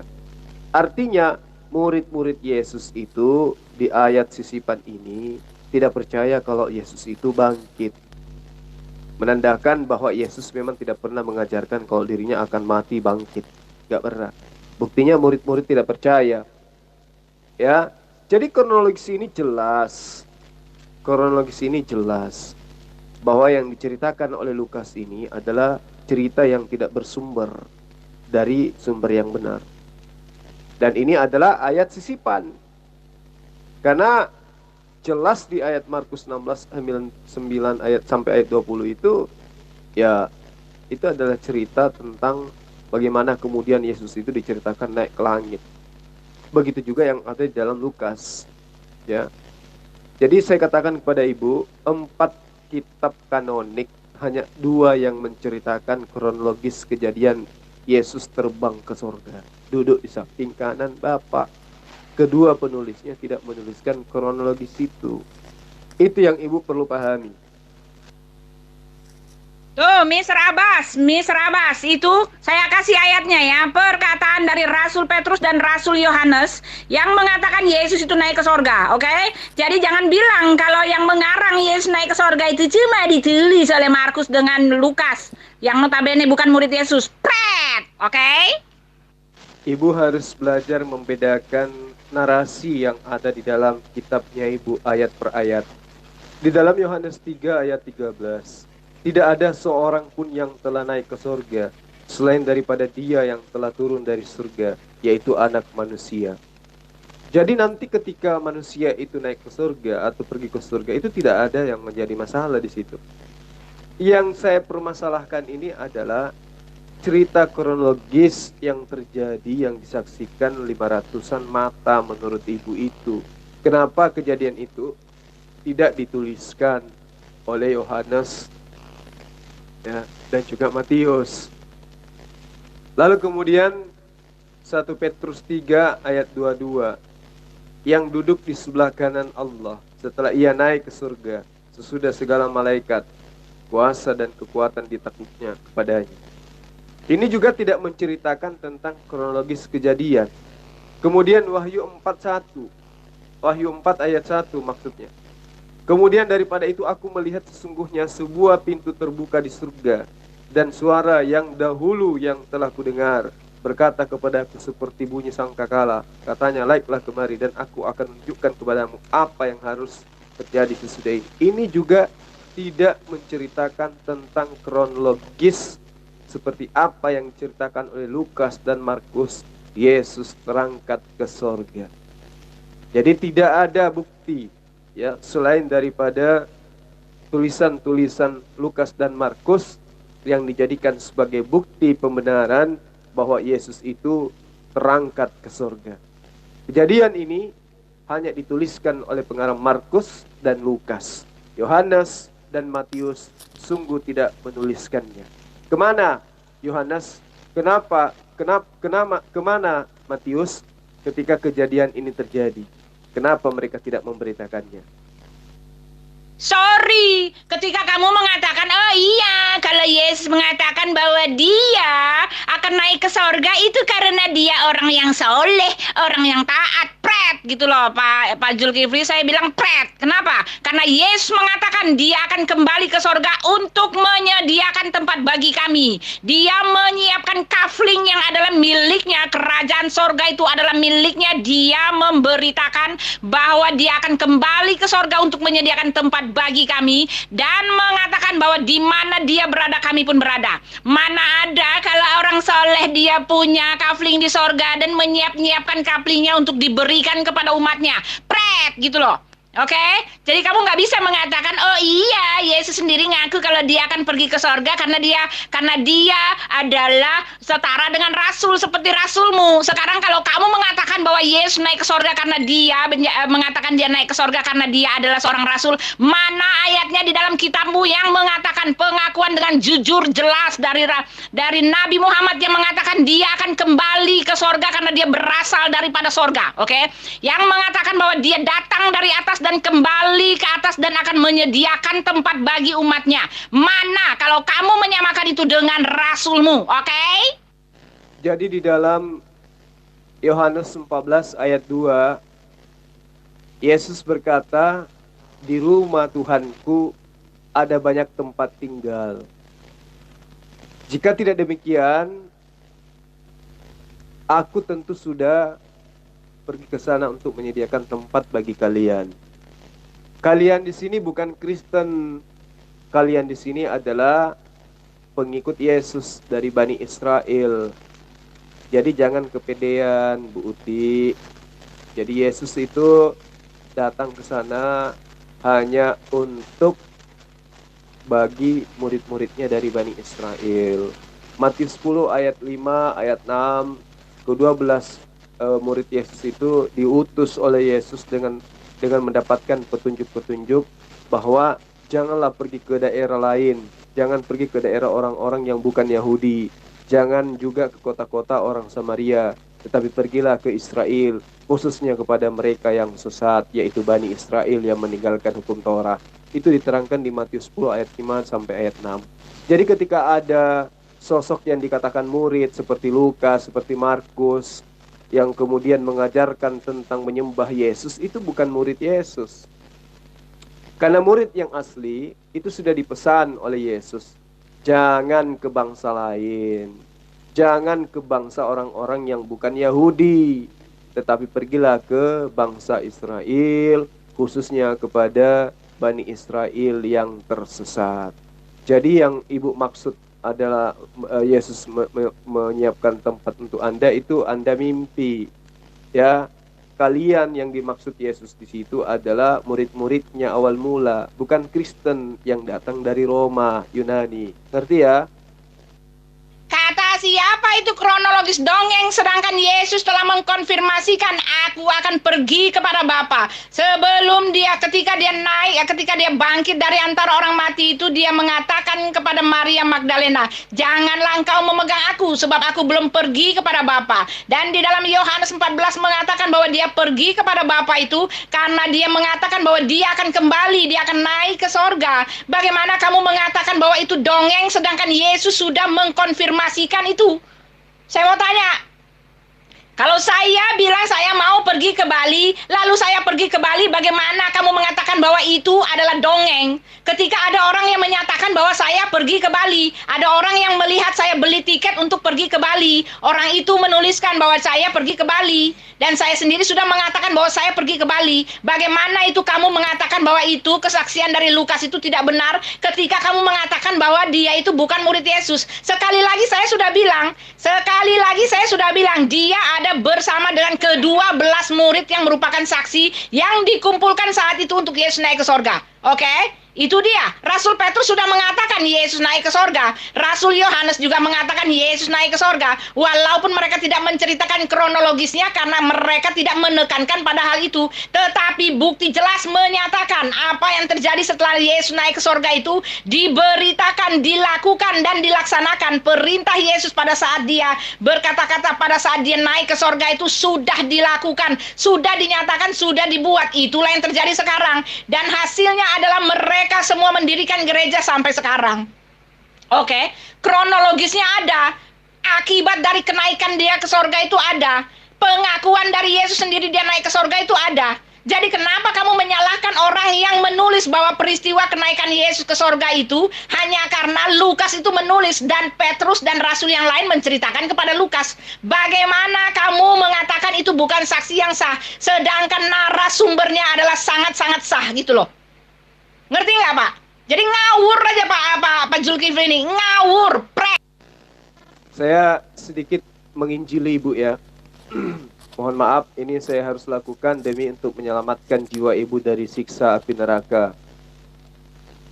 Ibu selalu membawa-bawa Yohanes 14 ayat 2. Baik, saya akan menerangkan kitab ini kepada ibu supaya ibu itu tidak tersesat. Yohanes 14 di ayat pertama Yesus mengatakan gini, janganlah gelisah hatimu, percayalah kepada Allah, percaya juga kepadaku. Jadi di situ ada perintah dari Yesus kepada murid-muridnya, bukan kepada Kristen, untuk percaya kepada Allah dan juga percaya kepada Yesus. Jangan percaya kepada Paulus, apalagi Lukas dan Markus. Lalu di ayat keduanya, Yesus menerangkan kepada murid-muridnya Bani Israel, bukan kepada orang Kristen. Di rumah Tuhanku banyak tempat tinggal. Jika tidak demikian, tentu aku mengatakannya kepadamu. Sebab aku pergi ke situ untuk menyediakan tempat bagimu, yaitu Bani Israel, bukan Kristen. Itu pun Bani Israel yang mengimaninya sebagai utusan Tuhan atau Rasulullah. Di ayat ketiga, dan apabila aku pergi ke situ dan telah menyediakan tempat bagimu, aku akan datang kembali dan membawa kamu ke tempat itu, supaya di tempat di mana aku berada, kamu pun berada. Ini terfokus kepada murid-muridnya Bani Israel, bukan kepada Kristen penyembahnya. Lalu kemudian, dan kemanakah aku pergi, kamu tahu jalan ke situ, kata Yesus. Lalu kata Thomas kepadanya, nah ini, lagi-lagi Thomas yang berbincang-bincang dengan Yesus. Bukan Lukas, bukan Markus. Pertanyaannya, mana kitabnya Thomas? Gak diterima karena Thomas mengajarkan Yesus itu bukan Tuhan. Kata Thomas kepadanya, Tuhan, Guru, Mar, kami tidak tahu kemana engkau pergi. Jadi bagaimana kami tahu jalan ke situ, kata Thomas. Jawab Yesus kepada Thomas, akulah jalan dan kebenaran yang hidup dan hidup. Tidak ada seorang pun yang datang kepada Bapa kalau tidak melalui aku.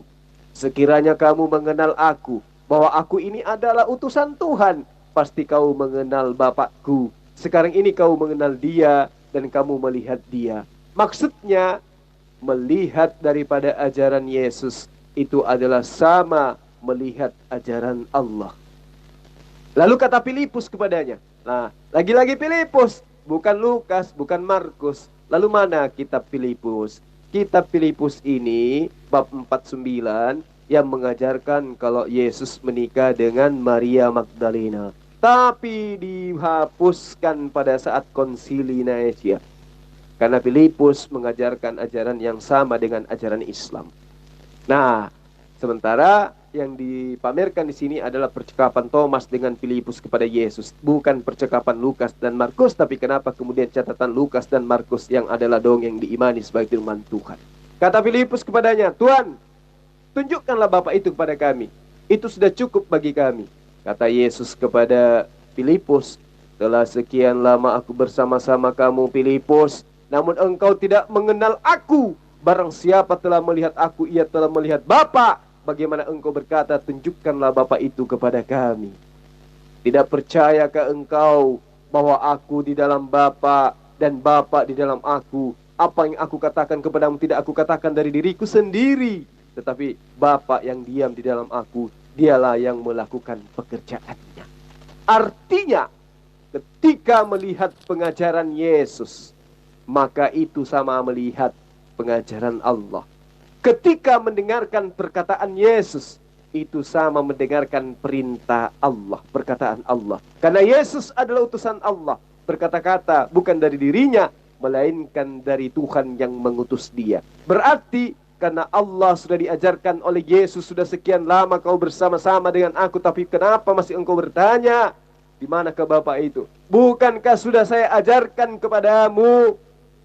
Di dalam Yohanes ayat berikutnya, Bapa yang telah mengutus aku, di dalam Yohanes 14 ayat 15, tidak bisa kamu lihat, suaranya pun tidak dapat kamu dengarkan. Berarti yang dimaksud Yesus Bapa di dalam aku dalam Bapa adalah ajarannya. Siapa yang melihat aku adalah melihat Bapa, adalah ajarannya, bukan sosok atau wujud Yesus. Lalu kemudian di ayat sebelahnya, ayat 11-nya, ayat 12-nya, aku berkata kepadamu, sesungguhnya barang siapa percaya kepada aku, ia akan melakukan juga pekerjaan-pekerjaan yang aku lakukan.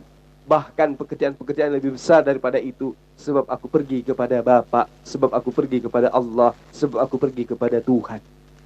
Kata Yesus, aku berkata kepadamu, sesungguhnya barang siapa percaya kepada aku, maka ia akan melakukan pekerjaan-pekerjaan yang aku lakukan. Aku sujud menyembah Allah, dia pun yang percaya akan sujud menyembah Allah. Aku sunat, dia yang percaya kepadaku akan sunat. Aku puasa, dia yang percaya kepadaku akan puasa. Aku menyembah hanya kepada Allah saja tanpa menyembah kepada diriku apalagi Roh Kudus. Maka yang percaya kepadaku akan juga melakukan pekerjaan-pekerjaan yang sama seperti pekerjaan yang aku lakukan. Di ayat 13-nya dikatakan, dan apa juga yang kamu minta dalam namaku, aku akan melakukannya supaya Bapa dipermuliakan di dalam Anak. Artinya, siapa yang meminta di dalam nama Yesus, dalam arti kata, siapa yang meminta kepada Allah melalui pengajaran Yesus, maka jelas Bapa dipermuliakan di dalam diri Anak. Maksudnya, Allah disembah berdasarkan atas pengajaran Anaknya, yaitu Yesus yang ada utusannya. Jika kamu minta suatu kepadaku dalam namaku, aku akan melakukannya. Itu bukti bahwa ketika murid-murid Yesus ini mendudukkan Yesus sebagai utusan Allah, maka tentu Yesus sesuai dengan janjinya akan memberikan tempat di surganya Allah kepada pengikut-pengikutnya. Artinya yang dimaksud dengan pengikut Yesus di sini adalah Bani Israel, bukan Kristen, karena Kristen tidak pernah melakukan apa yang dikerjakan oleh Yesus. Jika kau percaya kepada-Aku, engkau akan melakukan juga pekerjaan-pekerjaan yang aku lakukan. Sayangnya, Kristen tidak pernah melakukan pekerjaan-pekerjaan yang dilakukan oleh Yesus. Bagaimana Pak Zulkifli mengatakan bahwa Yesus pergi ke surga itu karena dia orang baik? Pret, Yesus menjanjikan surga buat orang. Mana bisa orang menjanjikan surga buat orang, Pak? Sorry ya. Yesus pemilik kerajaan sorga, dia akan pulang ke tempatnya dan dia mengatakan, di mana aku berada, kamu pun berada. Rasul mana yang berani menyalakan seperti itu dan menyediakan sorga, kapling-kapling buat umatnya? Tunjukkan kepada saya, Rasul yang mengatakan, dan aku memberikan hidup yang kekal kepada mereka, dan mereka pasti tidak akan binasa sampai selama-lamanya, tak seorang pun mengambil mereka daripadaku. Bapakku yang memberikan mereka kepadaku lebih besar daripada siapapun, tak seorang pun merebut mereka dari tangan Bapa. Aku dan Bapa adalah satu. Oke, hubungan Yesus dengan Elohim itu adalah Bapa dengan Anak, penjelma dengan jelmaannya, bukan Tuhan dengan umat ciptaannya. Sorry ya Pak ya, Bapa mengambil yang kedua, Tuhan dengan ciptaannya. Sorry, Alkitab tidak mencatat bahwa Yesus itu ciptaan. Alkitab mencatat bahwa Yesus itu adalah jelmaan ya. Jadi ketika dia pulang ke sorga, dia itu pergi ke tempatnya sendiri dan menyediakan tempat buat kami, menunggu kedatangan kami sesuai dengan apa yang dia tulis di dalam Matius 24. Dia akan datang di awan-awan dan menyuruh malaikat-malaikatnya untuk mengumpulkan kami umatnya dari keempat penjuru bumi. Oke? Ya, Ibu cuman berasumsi ria. Kaitannya dengan surga, Yesus itu mengakui di dalam Matius 23 ayat 11. Cawanku memang akan kamu minum. Namun perihal siapa yang duduk di sebelah kananku atau di sebelah kiriku, aku tidak berhak memberikannya. Yesus tidak berhak memberikan surga itu kepada siapa. Ya, yang berhak hanyalah Dia, Allah Subhanahu wa taala. Itu yang diterangkan oleh Yesus. Kemudian Anda mengatakan Yesus akan menyiapkan tempat. Kepada siapa? Kepada Bani Israel. Kemudian Yesus menerangkan, jika kau percaya kepada-Aku, Bu Uti, kau akan melakukan juga pekerjaan-pekerjaan yang Aku lakukan. Nah sekarang saya tanya sama Bu Uti, Ibu mencontoh pekerjaan siapa ibadah hari Minggu? Ibu mencontoh pekerjaan siapa menyembah Yesus? Ibu mencontoh pekerjaan siapa makan babi? Ibu mencontoh pekerjaan siapa merasulkan Paulus?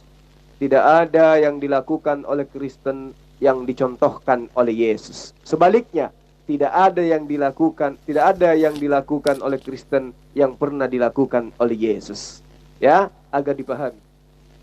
Masa peristiwa perpisahannya tidak ditulis? Lah, udah ditulis oleh Rasul Yohanes. Yesus mengatakan dia akan pergi ke sorga. Sudah dibilang, kalau Yohanes tidak menulis itu, lah ngapain Bapak memaksakan titik berat orang pada satu penulisan, suka-suka yang menulis.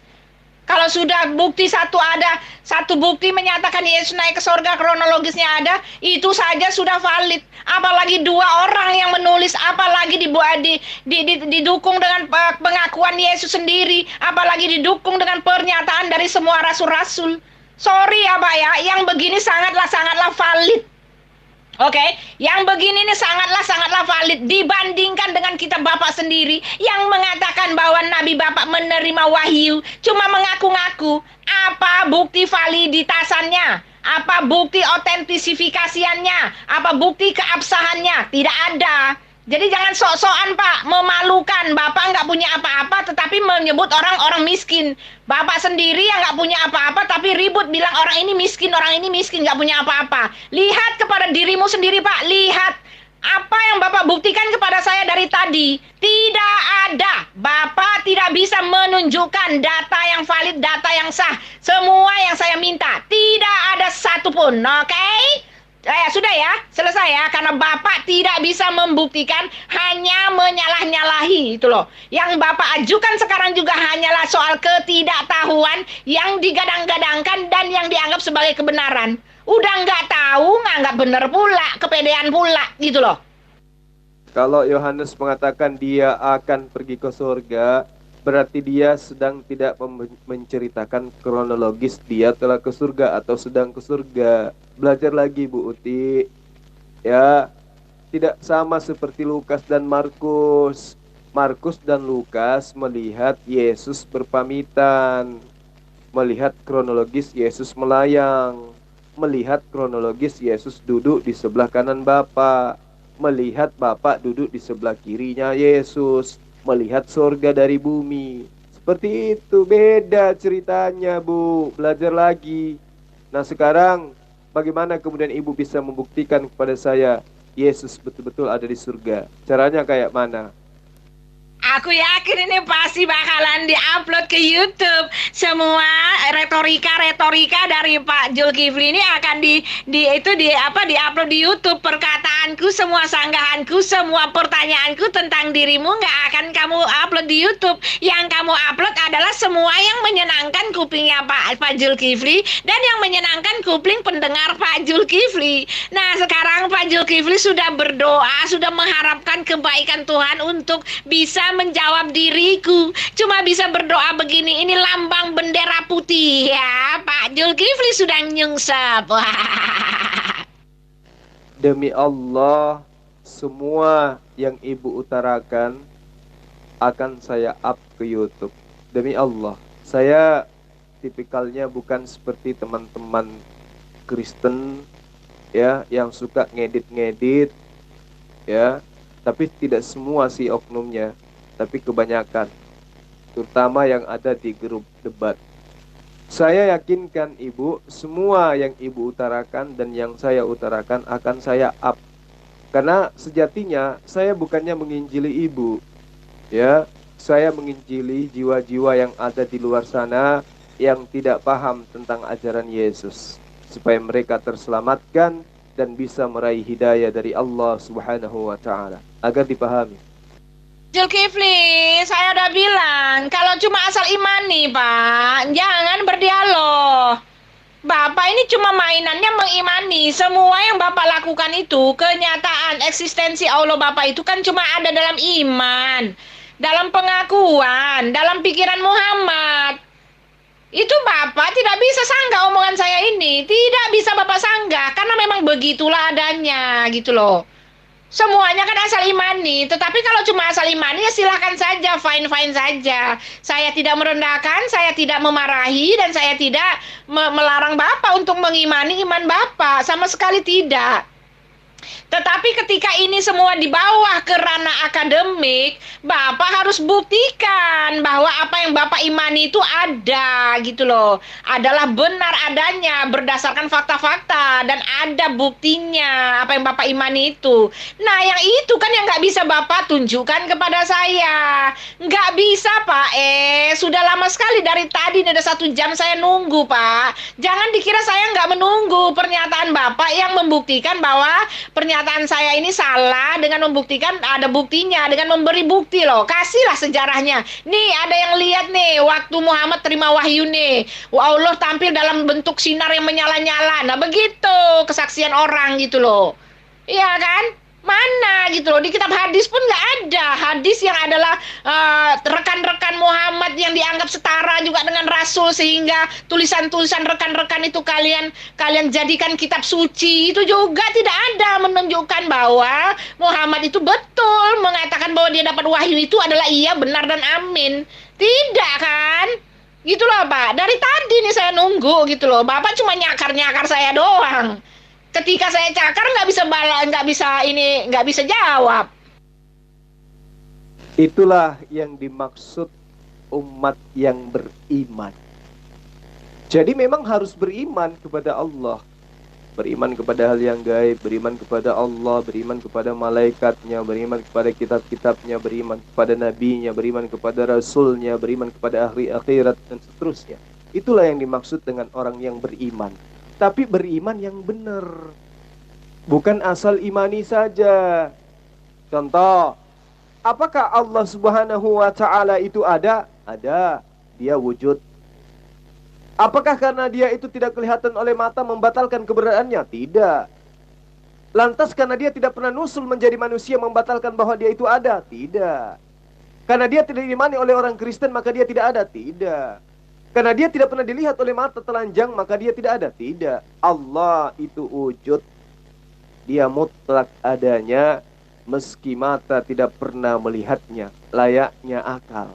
Akal itu ada, dirasakan keberadaannya meski kita tidak pernah melihat akal itu wujudnya seperti apa. Demikianlah Allah, dan itulah yang disebut dengan iman. Kalau ada Tuhan, ada sembahan yang dilahirkan oleh manusia, diraba, ditampar, diseret, diludahin, lalu kemudian dikatakan itu adalah Tuhan, itu bukan beriman, tapi percaya. Bukan beriman, tapi percaya. Tuhannya dapat ditampar, diseret. Jadi untuk apa Anda mengimani kalau memang sudah nyata? Untuk apa Anda pelajari kalau memang sudah nyata? Yang dikatakan beriman itu mempercayai, meyakini sesuatu yang tidak dilihat oleh mata bahwa itu adalah ada, benar keberadaannya. Itu baru dikatakan beriman. Kalau percaya beda. Jadi saya percaya kepada Jokowi berbeda ketika saya mengatakan saya beriman kepada Jokowi. Itu yang ibu harus pahami dengan baik. Ini Bang Zuma ibu terus, tapi ibunya mana ya? Saya tidak lihat ini, mana ibunya nih? Mana ini penghuni ya? Ada tamu nggak disambut? Oh, jadi Yesus itu udah nikah, Bang Zul ya. Udah nikah rupanya. Kok mereka nggak mau mengakui ya, Bang Zul ya? Bang Zuma ya. Ya, saya seolah-olah nggak tahu lah ya, Bang Zuma ya. Rupanya udah nikah Yesus itu. Kenapa mereka tidak mengakui ya? Ada salahnya di mana ya, Bang Zuma ya? Berarti masih banyak namanya anak Tuhan kalau begitu, karena Yesus Tuhan kata mereka, berarti anak-anak Tuhan masih banyak lagi nih. Udah nikah Bang Zuma ya. Coba kita lihat Bang di dalam Yohanes 14. Yang duduk bersanding, yang bergaul, yang bergumul dengan Yesus itu adalah Thomas. Yang bergaul dengan Yesus itu adalah Filipus. Yang tanya jawab dengan Yesus itu Thomas dan Filipus. Mana karya tulis mereka? Padahal mereka ini menurut Lukas juga menulis. Banyak orang yang menuliskan, yang menyusun berita-berita, kata Lukas. Nah, kita menemukan adanya Gospel atau Injil Thomas. Kita juga menemukan adanya Gospel Filipus atau Injil Filipus. Bahkan kita juga mengetahui bahwa adanya Injil Maria Magdalena. Tapi kemana Injil-Injil mereka? Orang-orang yang bergaul dengan Yesus, yang memberitakan Yesus menikah, seperti Filipus 4:9.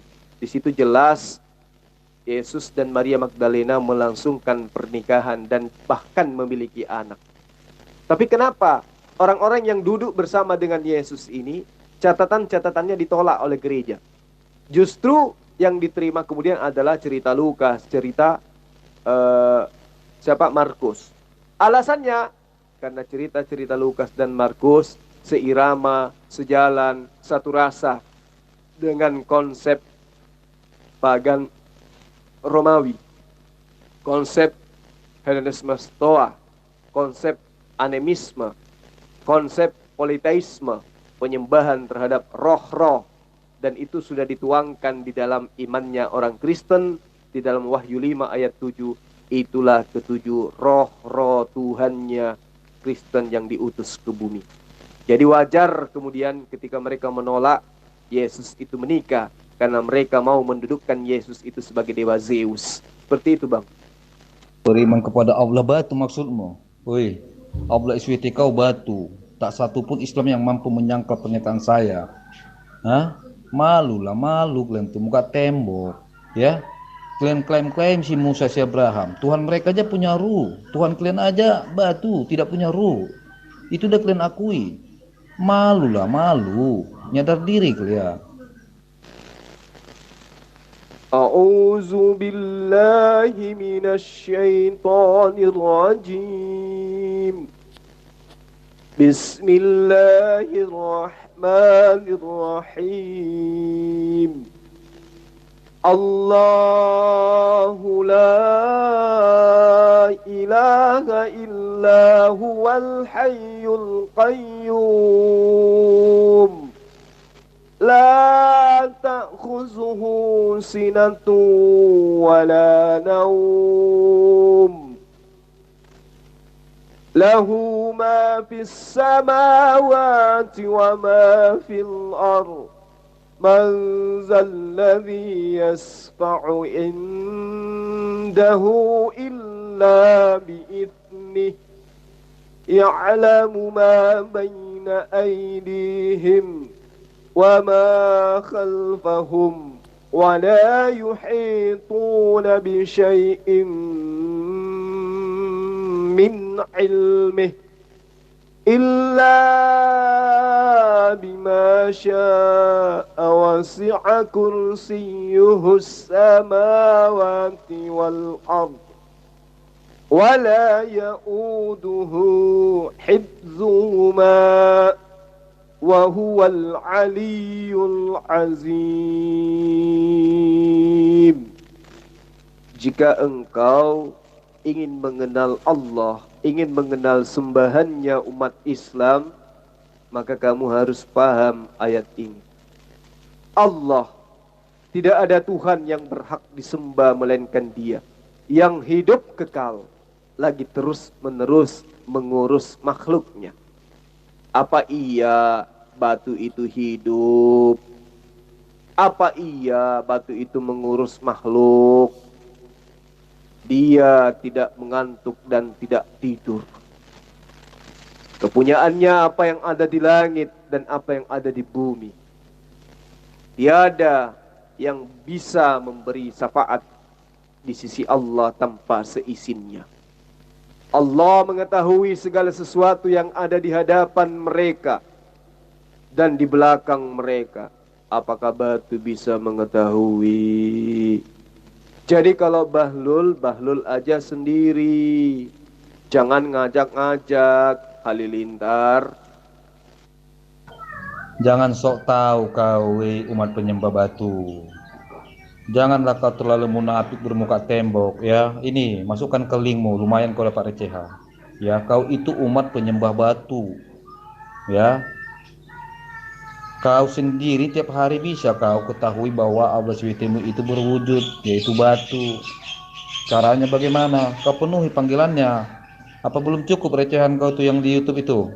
modal kau untuk memenuhi panggilan? Ketidakmampuan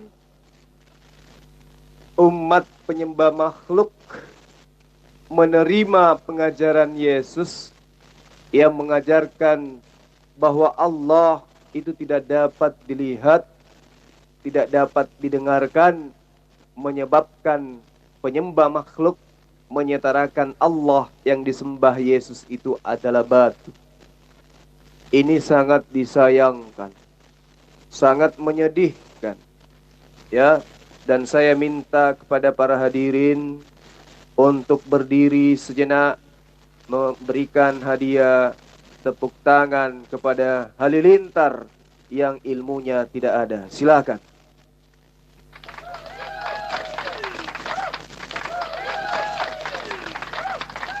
Terima kasih. Hai, gimana? Nanti jangan lupa masukkan ke link ya, lumayan kan dapat recehan ya, sumbangan dari saya ya. Kau mengatakan dari umat makhluk, ya? Ya iyalah, daripada kau makhluk mati, ya kan, daripada kau yang kau sembah batu, hah? Malulah, menjijikkanlah. Koar-koar kau bicara Tuhanmu Maha Kuasa, faktanya batu. Apa sih yang bisa dilakukan batu? Paling juga batu berfungsi ya buat bangunan, oke lah, ya. Jadi sadar kau umat penyembah batu, ya. Bisa kok kau buktikan bahwa Allahmu batu. Buktinya gimana? Kau penuhi panggilannya. Ya, kau masukkan ke VN-mu. Jangan kau pilih-pilih nanti. Kalau VN saya yang menghajar kau, kau hilangkan, ya. Ya, kau munafik. Saya sangat sedih ketika ada saudara saya yang sudah dewasa tidak bisa membedakan antara Tuhan dengan batu. Kasihan kali lah ketika saudara saya yang sudah dewasa melihat seseorang lagi teleponan dengan istrinya yang ada jauh di seberang sana, karena kemudian kerinduannya menyebabkan dia mencium HP, karena untuk melampiaskan rasa kerinduannya kepada istrinya, saudaraku Halilintar kemudian bergosip mengatakan bahwa teman saya itu istrinya terbuat dari HP karena melihat teman saya itu mencium HP. Sangat disayangkan punya saudara Halilintar dewasa tapi otaknya nggak ada. Astagfirullahaladzim. Kebiasaan umat penyembah batu, tahu nggak, ya kan? Hai kamu, haleluya, keok kalah. Padahal nggak sadar itu mereka ini sekali melawan abang haleluya 7 ekor, 8 ekor. Mereka yang keok, bayangkan udah 7 ekor ini ngelawan satu orang abang haleluya, masih berani teriak, bang haleluya kalah. Otak mana otak? Jadi kalian umat penyembah batu yang 7 ekor atau 8 ekor ini udah kalah ya, ya kan? Oke, begitu dong, langsung jujur gitu, itu baru gentle. Jangan bodoh teriak bodoh, maling teriak maling, pecundang teriak pecundang, ya kan? Kayak Lopot, ya kan, mampus berak celana, si Yuas berak di celana, si Sultan, si Yuda, siapa lagi, si Zulkifli, ya kan? Gitu dong. Dari pagi saya ada di grup ini, Kismis sudah tepat, Ibu Uti sudah pingsan. Apakah ada pendeta dan pastor yang bisa diajak berdialog di sini, atau hanya juru parkir kayak Halilintar ini yang ada? Kalau ada silakan masuk. Baik, rekan-rekan sekalian, karena beberapa debater Kristen di grup ini sudah tidak lagi menanggapi VN saya, padahal saya masih merasa untuk bisa membantu mereka memahami ajaran Yesus Kristus. Tapi ternyata mereka lebih milih entah kabur entah apa, saya tidak tahu. Lalu kemudian yang masih muncul menari-menari ini hanya halilintar, dan saya tidak tertarik menanggapi PN-PN yang hanya menghujat isinya. Pada intinya, melalui diskusi ini kita sudah membuktikan bahwa Yesus itu tidak pernah ke sorga. Yesus hanya terangkat ke langit, bukan pergi ke sorga. Ya, terangkat ke tempat yang lebih tinggi, itu maksudnya. Namun kemudian lembaga Alkitab Indonesia menuliskan yaitu adalah ke sorga, berdasarkan atas kesaksian daripada Lukas yang hanya menerima dari kesaksian-kesaksian orang yang tidak jelas. Jadi apa yang diterangkan oleh Lukas dan Markus bukan pengajaran langsung dari Yesus. Dengan demikian kita sudah membuktikan bahwa kitabnya saudara-saudara kita Kristen duduk sebagai hadits sahihah saja belum pantas, apalagi duduk sebagai kalamullah. Saya kira demikian para sahabat sekalian. Salam satu Tuhan dari saya.